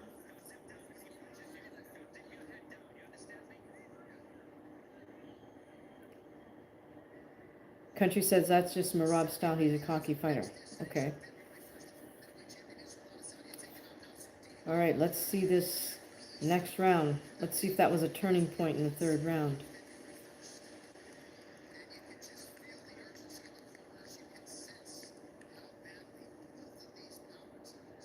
Okay, here we go with the fourth round of Merab defending his belt versus Umar Nurmagomedov. Okay, again, Merab starts out with a lot of feinting motion with his upper body, and Umar's kind of using, as we said, that Eastern European, I guess we could call it probing type jab. Umar sticking with his southpaw stance, and Merab sticking with his orthodox stance. Okay, Merab feints jabs, feints the right hand, feints, goes 1-2, and then shoots straight in for a single. Sort of gets it, but Umar scrambles to get back up to his feet. Umar just lands a nice 1-2. Lands a nice jab. Jonathan says hello. Hello, Jonathan. Right, 1-2 from Merab.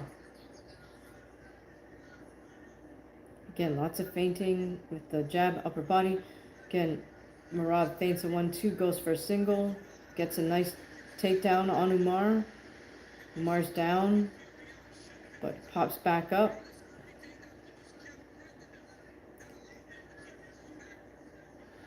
So they're back to the feet.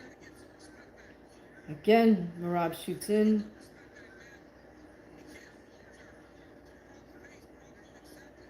Umar's down on his knees by the cage. Merab doesn't really have position. Umar works his way back up to his feet. Oh, but he's stumbling a little bit, so I don't know what that's about. Umar throws a jab. Wow, Umar throws the jab. Merab is just, I think he's turning on his relentless style now, where he's just going to keep marching Umar down and he keeps shooting. Umar throws a head kick. Umar shoots in for a takedown, doesn't get it. Merab responds with some uppercuts.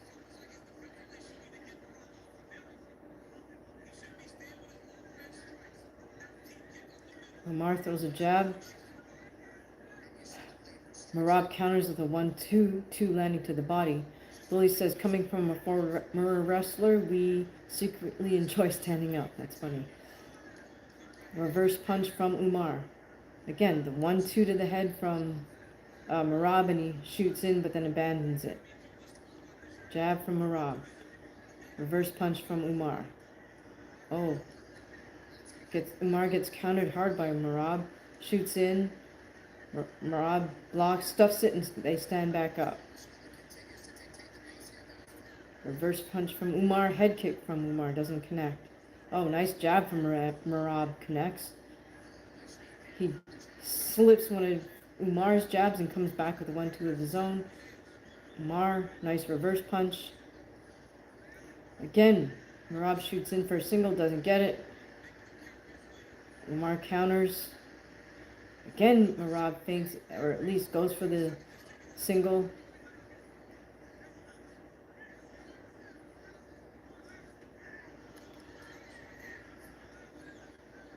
Merab misses with a big right hand. Shoots a 1-2. He's got Umar kind of backing up a little bit.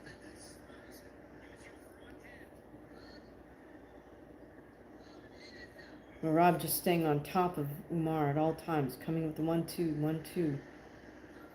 Looks like Umar's getting tired, actually.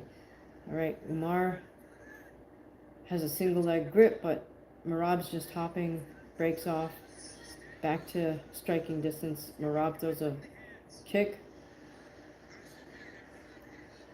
Still walking Umar down, goes for the body shot.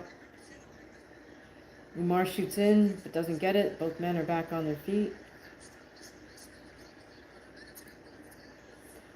Big 1-2 misses for Merab. Merab again with the 1-2 single shot, switches to the double. He's got Umar against the cage.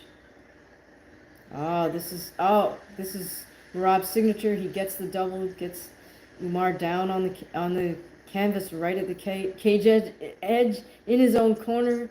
Khabib is yelling at Umar from just outside the cage. Merab is heavy on Umar still. Umar makes it back up to his feet, but Merab has Umar's back. Got the hand body lock.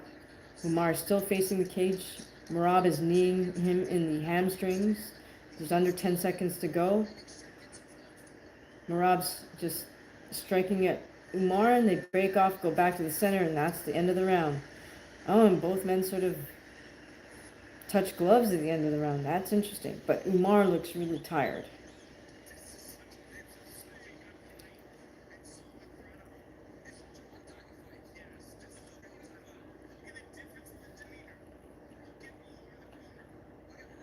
All right.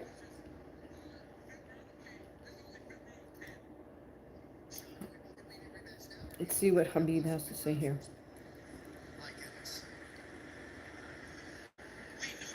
Oh, they're not going to translate whatever Khabib is saying.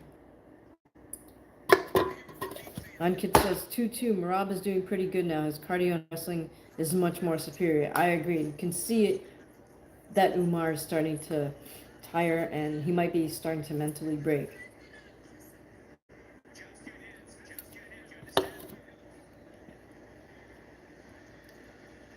Okay, they're saying something to him about adjusting his hands. I don't know what specifically they mean, if they want him to have a tighter guard.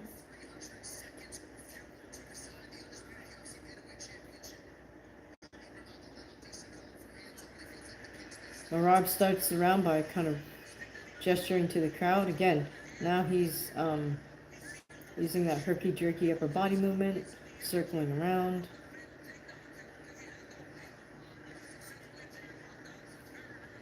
Bouncing on his feet, throws a jab.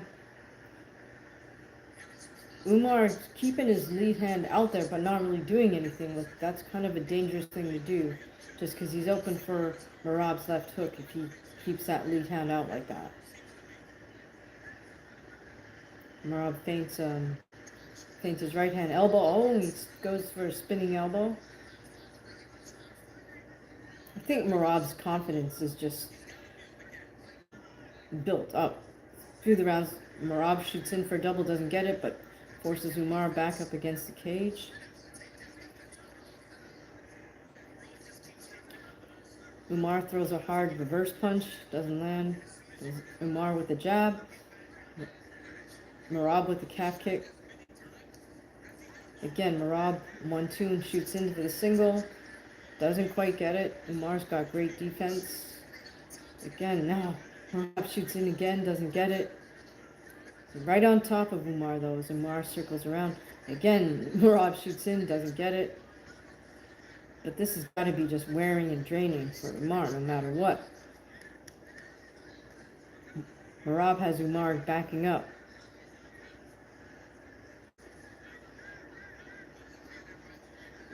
Merab feinting, again with the 1-2 to the head, shoots in for the doubles, got Umar pressed up against the cage. Can't see if he's got, I don't think he quite has the body lock, it's hard for me to tell from this camera angle, but he's got Umar pressed up against the cage sideways. Umar is defending, trying to strike.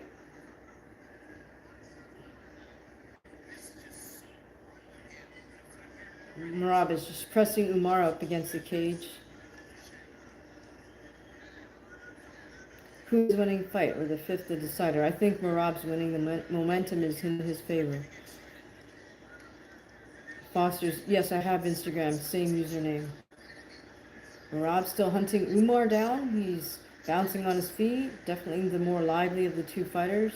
Throws a 1-2, doesn't really do anything. Umar shoots in, nothing. Both men back on the feet. Umar's punches are getting kind of sloppy at this point. His 1-2's not got the snap on it. And if he keeps throwing that, he's going to get countered. Merab throws a head kick, doesn't land. But I don't like Umar's body language. He definitely looks a little bit tired and weary at this point. He's getting a little bit sloppy. Merab's still looking fresh, bouncing around, moving his head, blocking both kicks. He kind of eats a body kick from Umar. Merab bouncing, jab, 1-2, probably to the shot, but Umar blocks that. Oh, Merab gesturing, like, shoots in for a single, persisting with the single, does get Umar down on the ground, got a head and body lock, but they both stand back up. Merab bouncing in and out. He still looks fresh on, again, 1-2 shoots in, nothing. Umar comes back with some kicks. So yes, we have to give it to Umar being a fantastic athlete with a lot of heart, but he may not have what it takes to pull this off. We got about a minute left here. Again, Merab shoots in for a single, Umar blocks it, gets away. Merab still bouncing on his feet, relentless. 1-2, 1-2, 3. Two kicks. Oh, Merab tags Umar with a nice jab. Merab shoots in for a single, does get the takedown, gestures to the crowd, doesn't bother following through with it. We've got less than 30 seconds left in this round. Merab gets another takedown.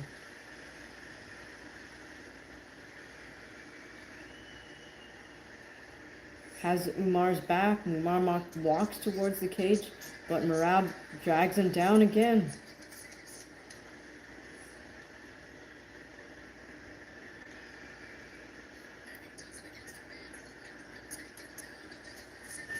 And that's it. That's the round. Merab goes to sneak in one final jab. He's gesturing to the audience, pointing.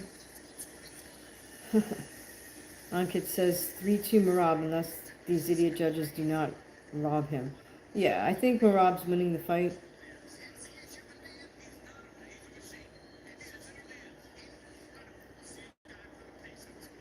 Oh my goodness, did we just wave off the fight? I'm not sure what happened here, but it looks like Merab won. He's jumping over the cage. They're telling him not to jump over the cage, so he comes back in.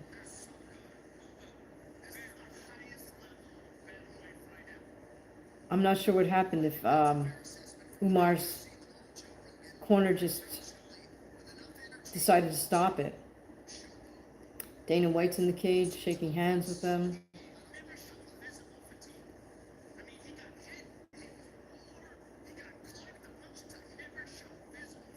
Wow. Great fight.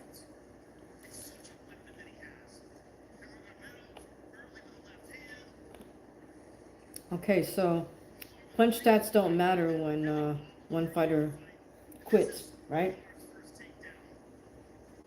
Or striking stats, whatever you want to call them.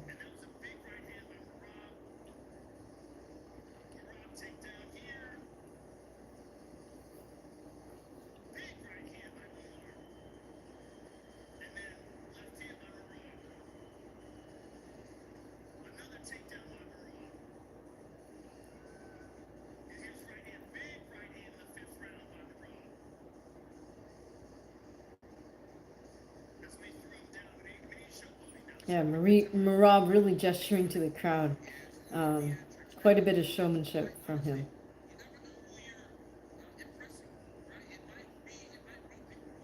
Country. Well, Merab won that fight. I think Umar's corner stopped it, or Umar chose to stop. I guess we'll hear now what happened.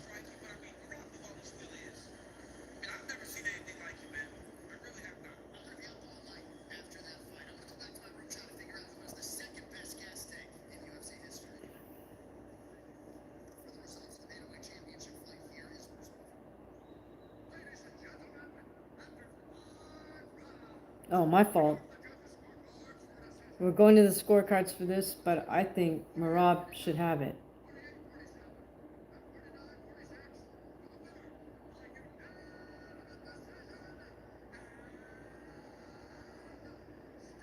Yeah, and still, 49-46, it sounds like. My fault. I called that wrong. I was confused at the end there. So, yeah, that was Merab's fight. Sachin said Merab is a cardio machine. Oh, for sure. He's just relentless with that. I don't know how the heck he manages to stand up between rounds, too. That's crazy.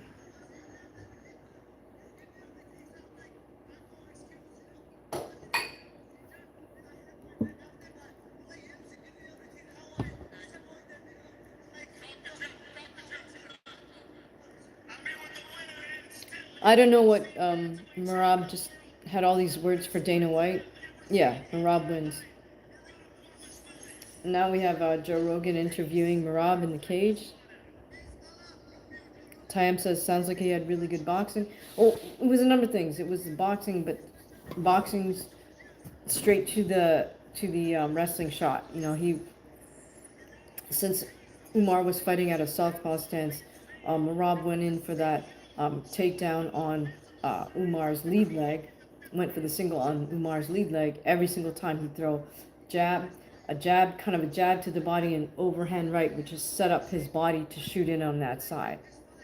Sachin says unanimous decision.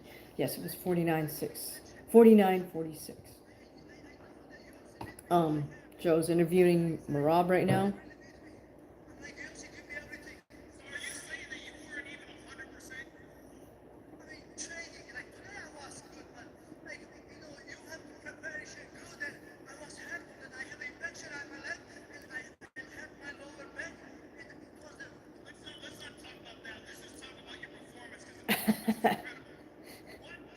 So Merab was mentioning a couple of injuries, and Joe's like, let's not talk about that. Let's talk about your performance. Great call by Joe, redirecting his interviewee.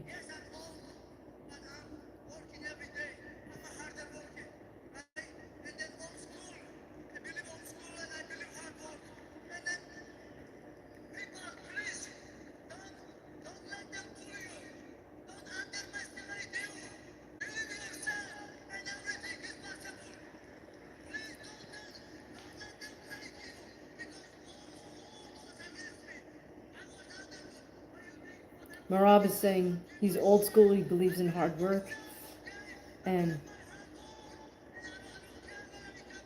believe in yourself.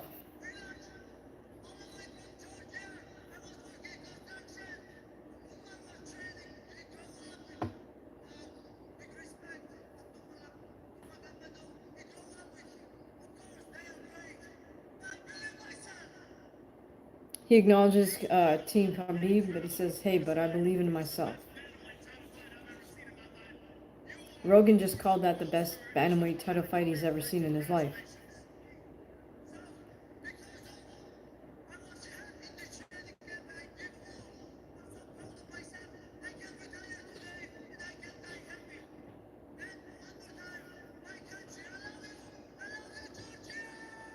So Merab says he was not 100% in training camp, so he's really happy with himself. I mean, I have to agree, that's incredible. He just had clearly more cardio than Umar. And just relentless with his takedowns, as always. Even against a guy like Umar. Incredible. Country says, I don't believe that was best. Okay. Well, it was very high level wrestling for sure.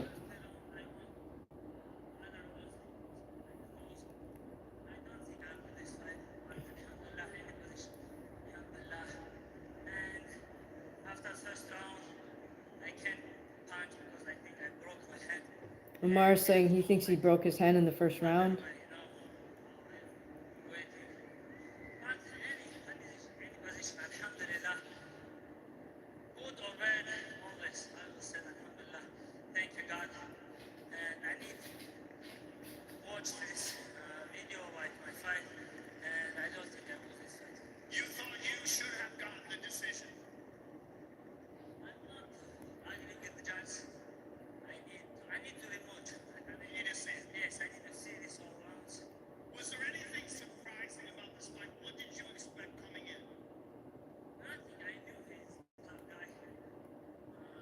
Bullies get bullied say that's impressive. The Dagestan brethren have crazy mountains and elevation. Oh yeah, for sure. What Merab does is not something you can do in one camp. I mean, that kind of tank that Merab has is just years after years of doing that. Nurmagomedov is gracious in defeat. You know, he says give thanks to God. So hard to take anything away from him for that performance and for his attitude afterwards. Again, Umar did say that he thinks he broke his left hand, which is his power hand, in the first round. Time says, I'm looking forward to seeing Israel Adesanya back.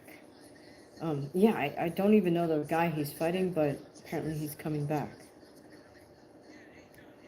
Okay, guys, I'm gonna take another quick break just to go grab some more water because my throat is getting dry. One sec.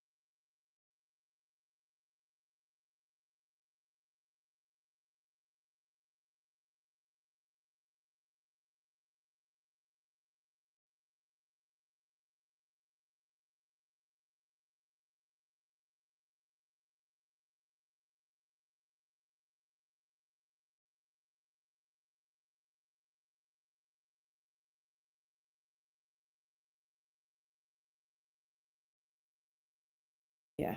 Yes, thank you for telling me I'm muted. Forgot to unmute myself. So yes, Tyam, that is a Joe Louis painting back there. That's one I did in gouache. You can see all my art on bit.ly/ capital D, capital H, capital A, lowercase RT. Shouldn't be muted anymore, hopefully. Sorry, guys. Yeah, can you hear me? All right, thank you so much. All right, guys, one sec. I'm going to take another quick break because we're on commercial break anyways, so there's nothing except an ad for a hamburger on right now. All right, I'll be right back in 2 minutes.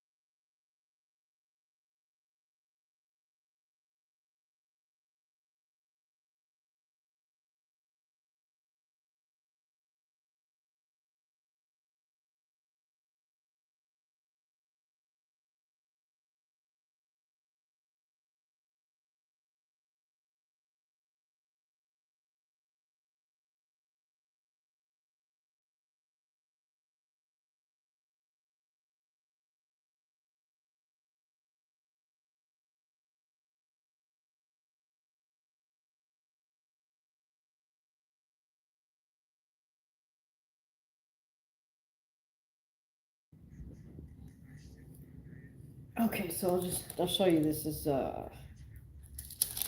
gouache painting. That's Joe Louis.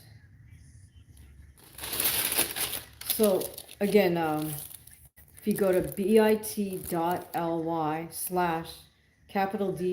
H ART, you can see all of my paintings on that website. They're for sale too, so you can purchase one of these. You can get a print for about, I think even with shipping, it might come out to about 35 or so US dollars. But yeah, please do go check out all my art. Yes, the Bronze Bomber. Let's go, definitely. Joe Louis, one of my favorite fighters. So I'll keep working on my painters of boxers. Put it that way. They're gonna be old school because those are my favorite guys.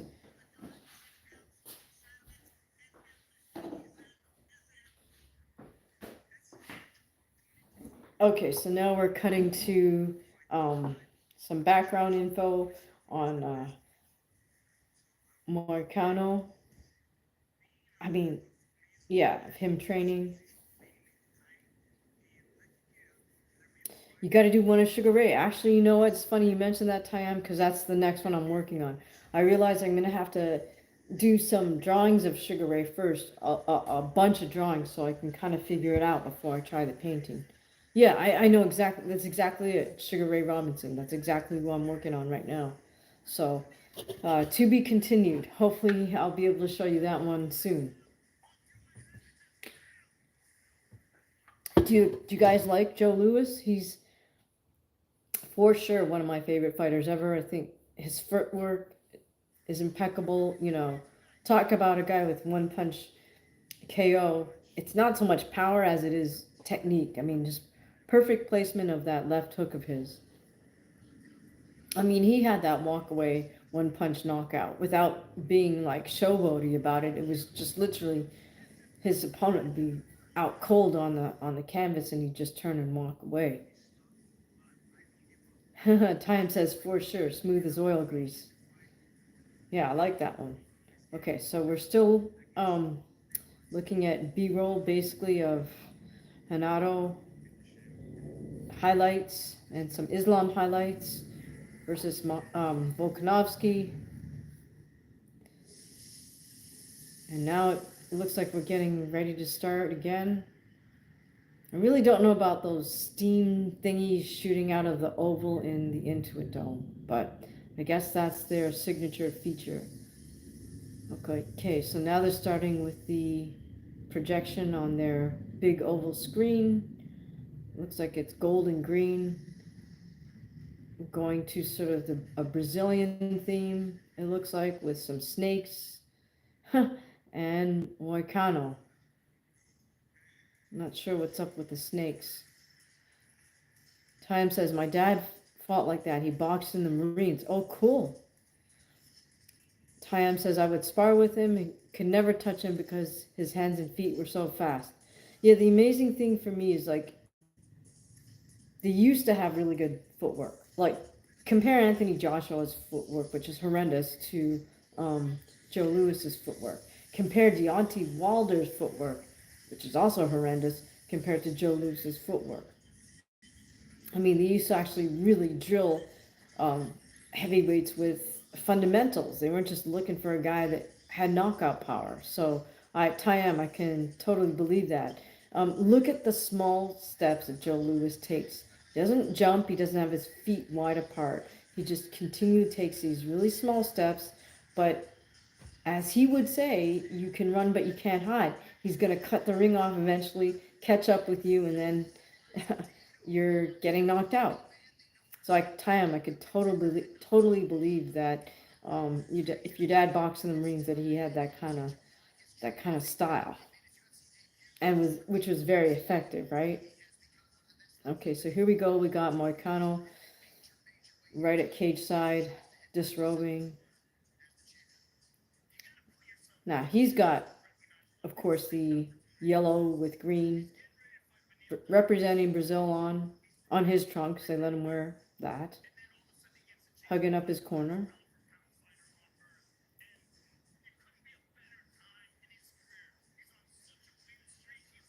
Now we got the cut man applying Vaseline to Moicano. Eyebrows, nose, cheeks, and probably he's going to skip the mouth and chin area, which again makes no sense to me. Okay, we got the ref.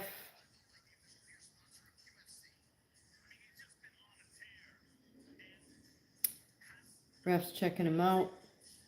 Tells him, go ahead, get in the cage. So Renato Moicano makes his entrance to the cage for his first title challenge. Very cool for him. Okay, so I guess those steam shooty things from the ceiling is they can change the color of the lights. So they're doing yellow and green for Moicano. Tam says, Moicano is pretty outspoken. Not expecting much out of the fight. That's funny. Yeah, he's a funny guy. He's great in his post-fight interviews, but we'll see how long he can last here. He does look a little, I won't say he looks fluffy, but he doesn't look cut, so that's kind of interesting. Sachin is saying Moicano might win this fight. Yeah, I mean, I'll root for him, but a country, what's going on right now is Renato Moicano is challenging Islam Makhachev for the title fight since Arman Tsarukyan, who's supposed to fight Islam, he fell off with supposedly lower back pain the night before or the morning of the weigh-in, like apparently at 1 a.m.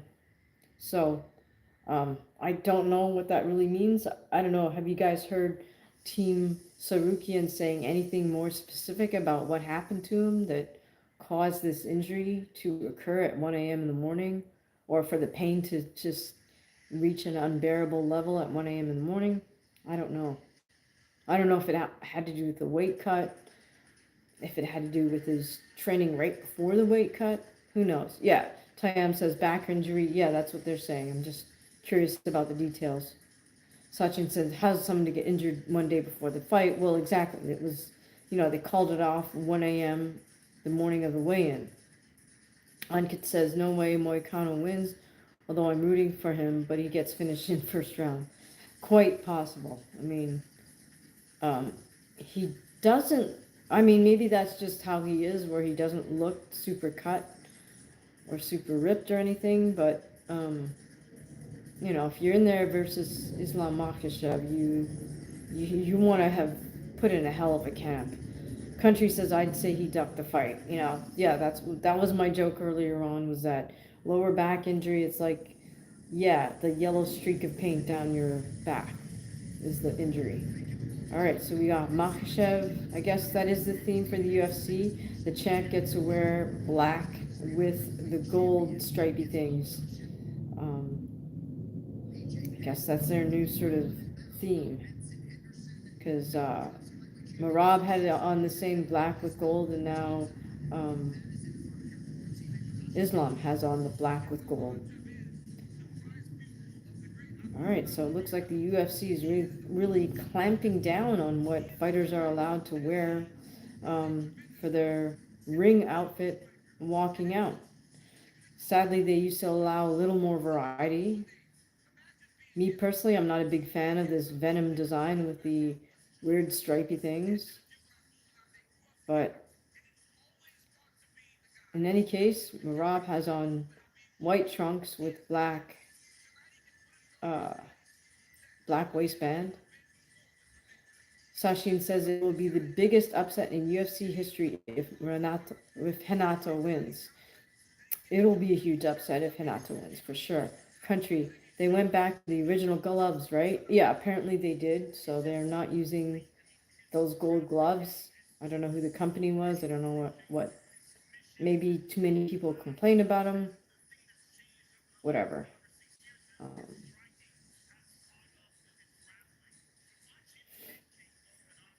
Okay, Beltran's checking Islam out. Country says, I'm really hoping for Renato to win. It's always fun to root for the underdog. So now we got the steam squirts again. I don't know. I guess it's steam. I don't know what the heck that is. Country says, but Islam is so damn good. Well, yeah, exactly. Okay, so now the UFC is showing, like, I guess you can buy the same design shorts as Islam or something. I don't know. So Makhachev's custom shorts, custom trunks, or board shorts have like, I guess it's kind of a sword or something motif on it. All right, so now the big screen is showing the stats between Islam and Renato. Age, height, weight, reach, and odds. The odds, I think, Islam was more than minus 1800 or something. It looked like minus 1800. Tayam says, yeah, it is significant to Dagestan. Okay. Now we got Bruce Buffer about to scream the fighter announcements. Tayam says, the knife and mountains of Dagestan are on the shorts. Okay, cool.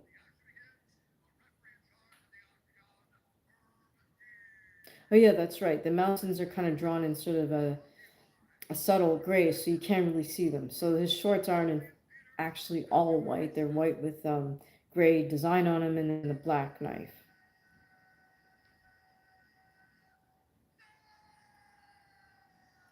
Looks like Hanato also has on some custom board shorts. Yellow background with green.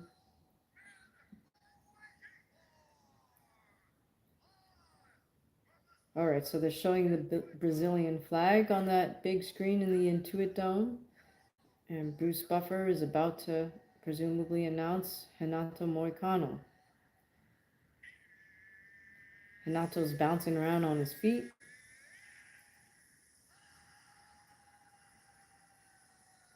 Oh my goodness. Okay, now they're showing the Russian flag with more steam squirts out of the ceiling.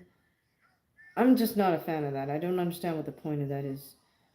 What gym does Moicano train or fight out of? I am not sure, Tyam. That's a great question.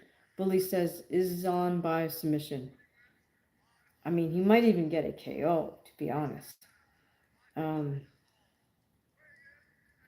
right, so now Bruce Buffer is announcing Renato.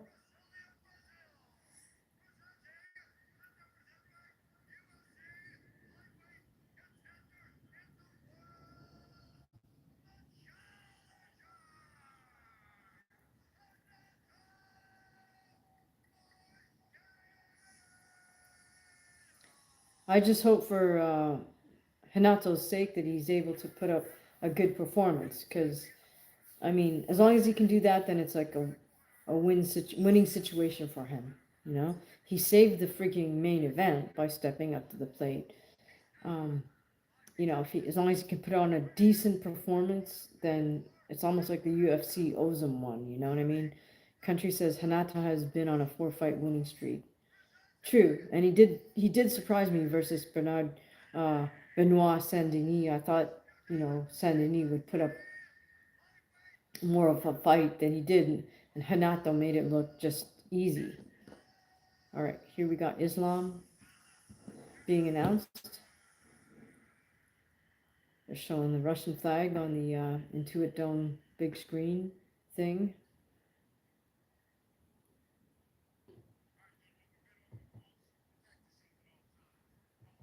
Renato just consistently bouncing, and Islam standing perfectly still at the center of the cage. And they back up. It's funny, Islam does not bother backing up all the way to the cage. Now he does. Okay.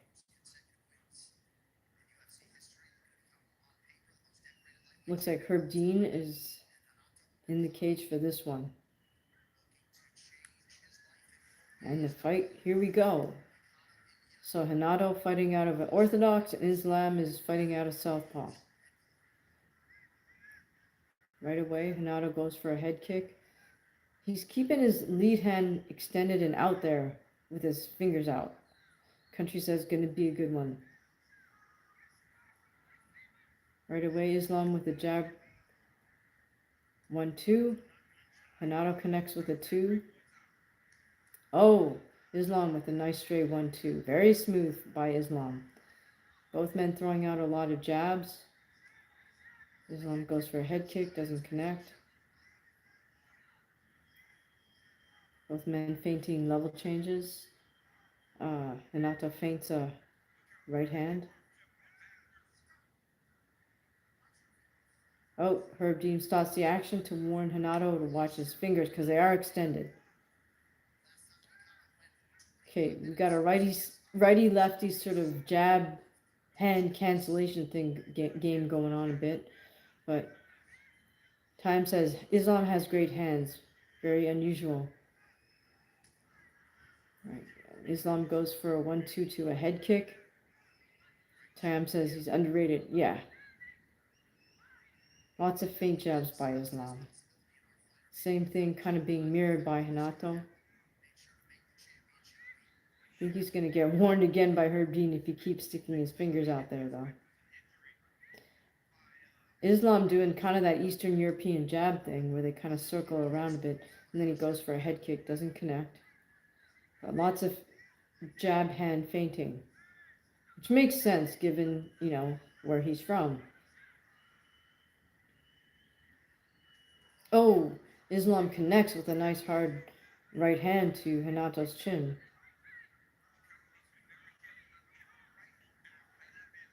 Islam also feints well with his level change just by dipping down a little bit. Islam with a jab hook. Oh, Renato comes and knocks and drops Islam. Counter shot. Okay, so right hand left hook for Renato. Head kick. Very interesting. That has to build some confidence for Renato. And he's still keeping his lead hand open. Islam shoots in for a double, switches to the single, and does take Renato down. So he's got Renato down on his back. He's in half guard position.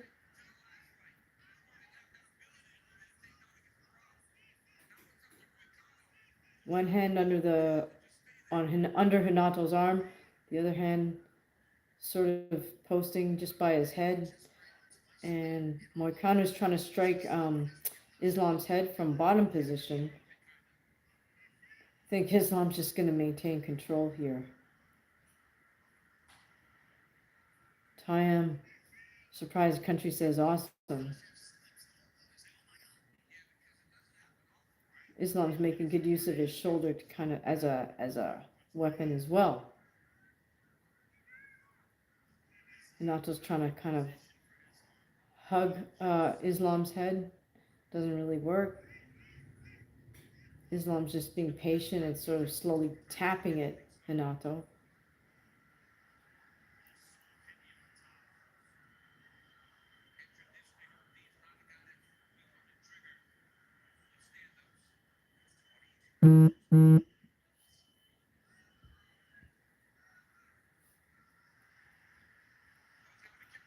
Oh, and Renato almost tries to stand up, but man, that's it. Islam just shoots in for a darce as Renato's trying to get up, and that's it. He gets the darce in, and Renato just taps. Well, there we go. Who said first round? Yeah.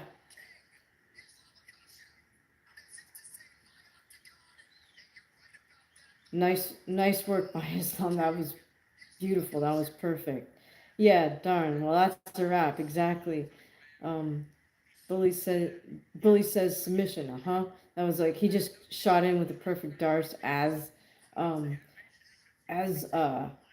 Renato was basically kind of trying to get up on all fours. Yeah, squeeze like no other. Yeah, he had a perfect entry. He had that choke. What was it? It was a darce choke, I believe. So let's see. They're gonna play back. Oh, country says is what it is. Yep, you got that right. Okay, so as Islam gets the takedown, right? So that was like the game changer right there. Okay, so he lays on him. Oh yeah, gets the Darce. Because he basically has he's basically secured Hanato's arm with his head, with his own arms, and then locks up his arm. So goodness, that was fast.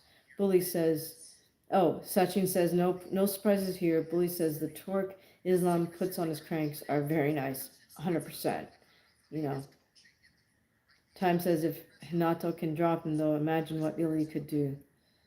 Um, yes, but I mean it's hard to find a hole in Islam's game at this point. Okay, his manager Ali Abdulaziz gets in the ring in his tuxedo to shake hands.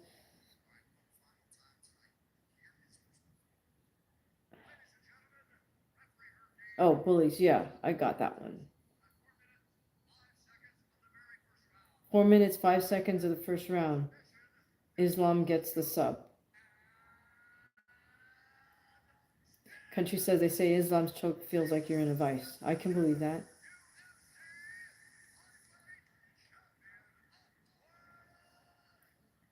Sachin says you were right with both picks. Amazing. Well, I appreciate that. Thank you, Sachin. Okay, Joe Rogan is interviewing Islam.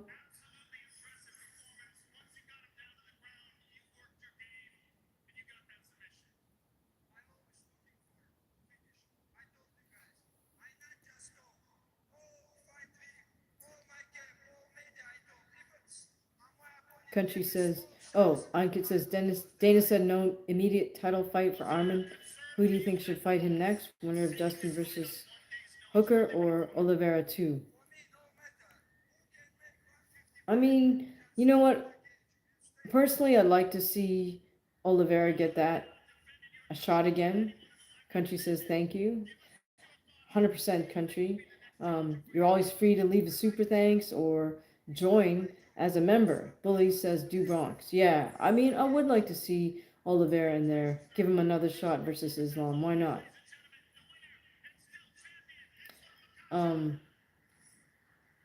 Yeah, I don't know about Arman. Arman is going to have to sort of redeem himself. Um, I oh.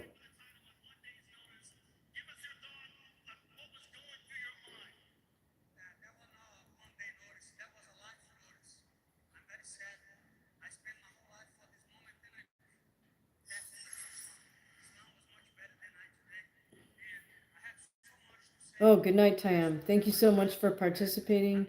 Like I said, hope to see you subscribe to the channel. Hit the notification button. If you feel like joining our member side, please also do that. Have early access. But thank you so much. Really enjoyed your comments here on the live. So Renato didn't make any excuses for himself. So, you know, props to him. Tam says, yes, os. Thank you. All right, guys, like I said, yeah, you're always welcome to leave super thanks, or you can actually now leave gifts on these lives. I'm not exactly sure how you do that, but I understand that you can buy jewels and then drop them in here on a live stream. But please do subscribe to the channel, hit the notification button so you apparently the algorithm doesn't always feed subscribers my videos even when they're subscribed, which makes no sense. But please do hit the notification button so you see when we post when I post a longer form video. So I will likely do a follow-up to this, sort of a recap of the card. But I thank you all for joining the live stream. I really appreciate the super thanks that were left here tonight. That's always appreciated. And I will see you guys the next time. Again, please do subscribe to the channel. Please like or watch some of the videos. Got lots of fights on my channel. Got lots and lots of shorts, but check out the fight videos. Okay, good night, everybody. Thank you so much for joining us. It's been about 4 hours, so I'm going to call it a night. Appreciate you guys very much. Thank you so much.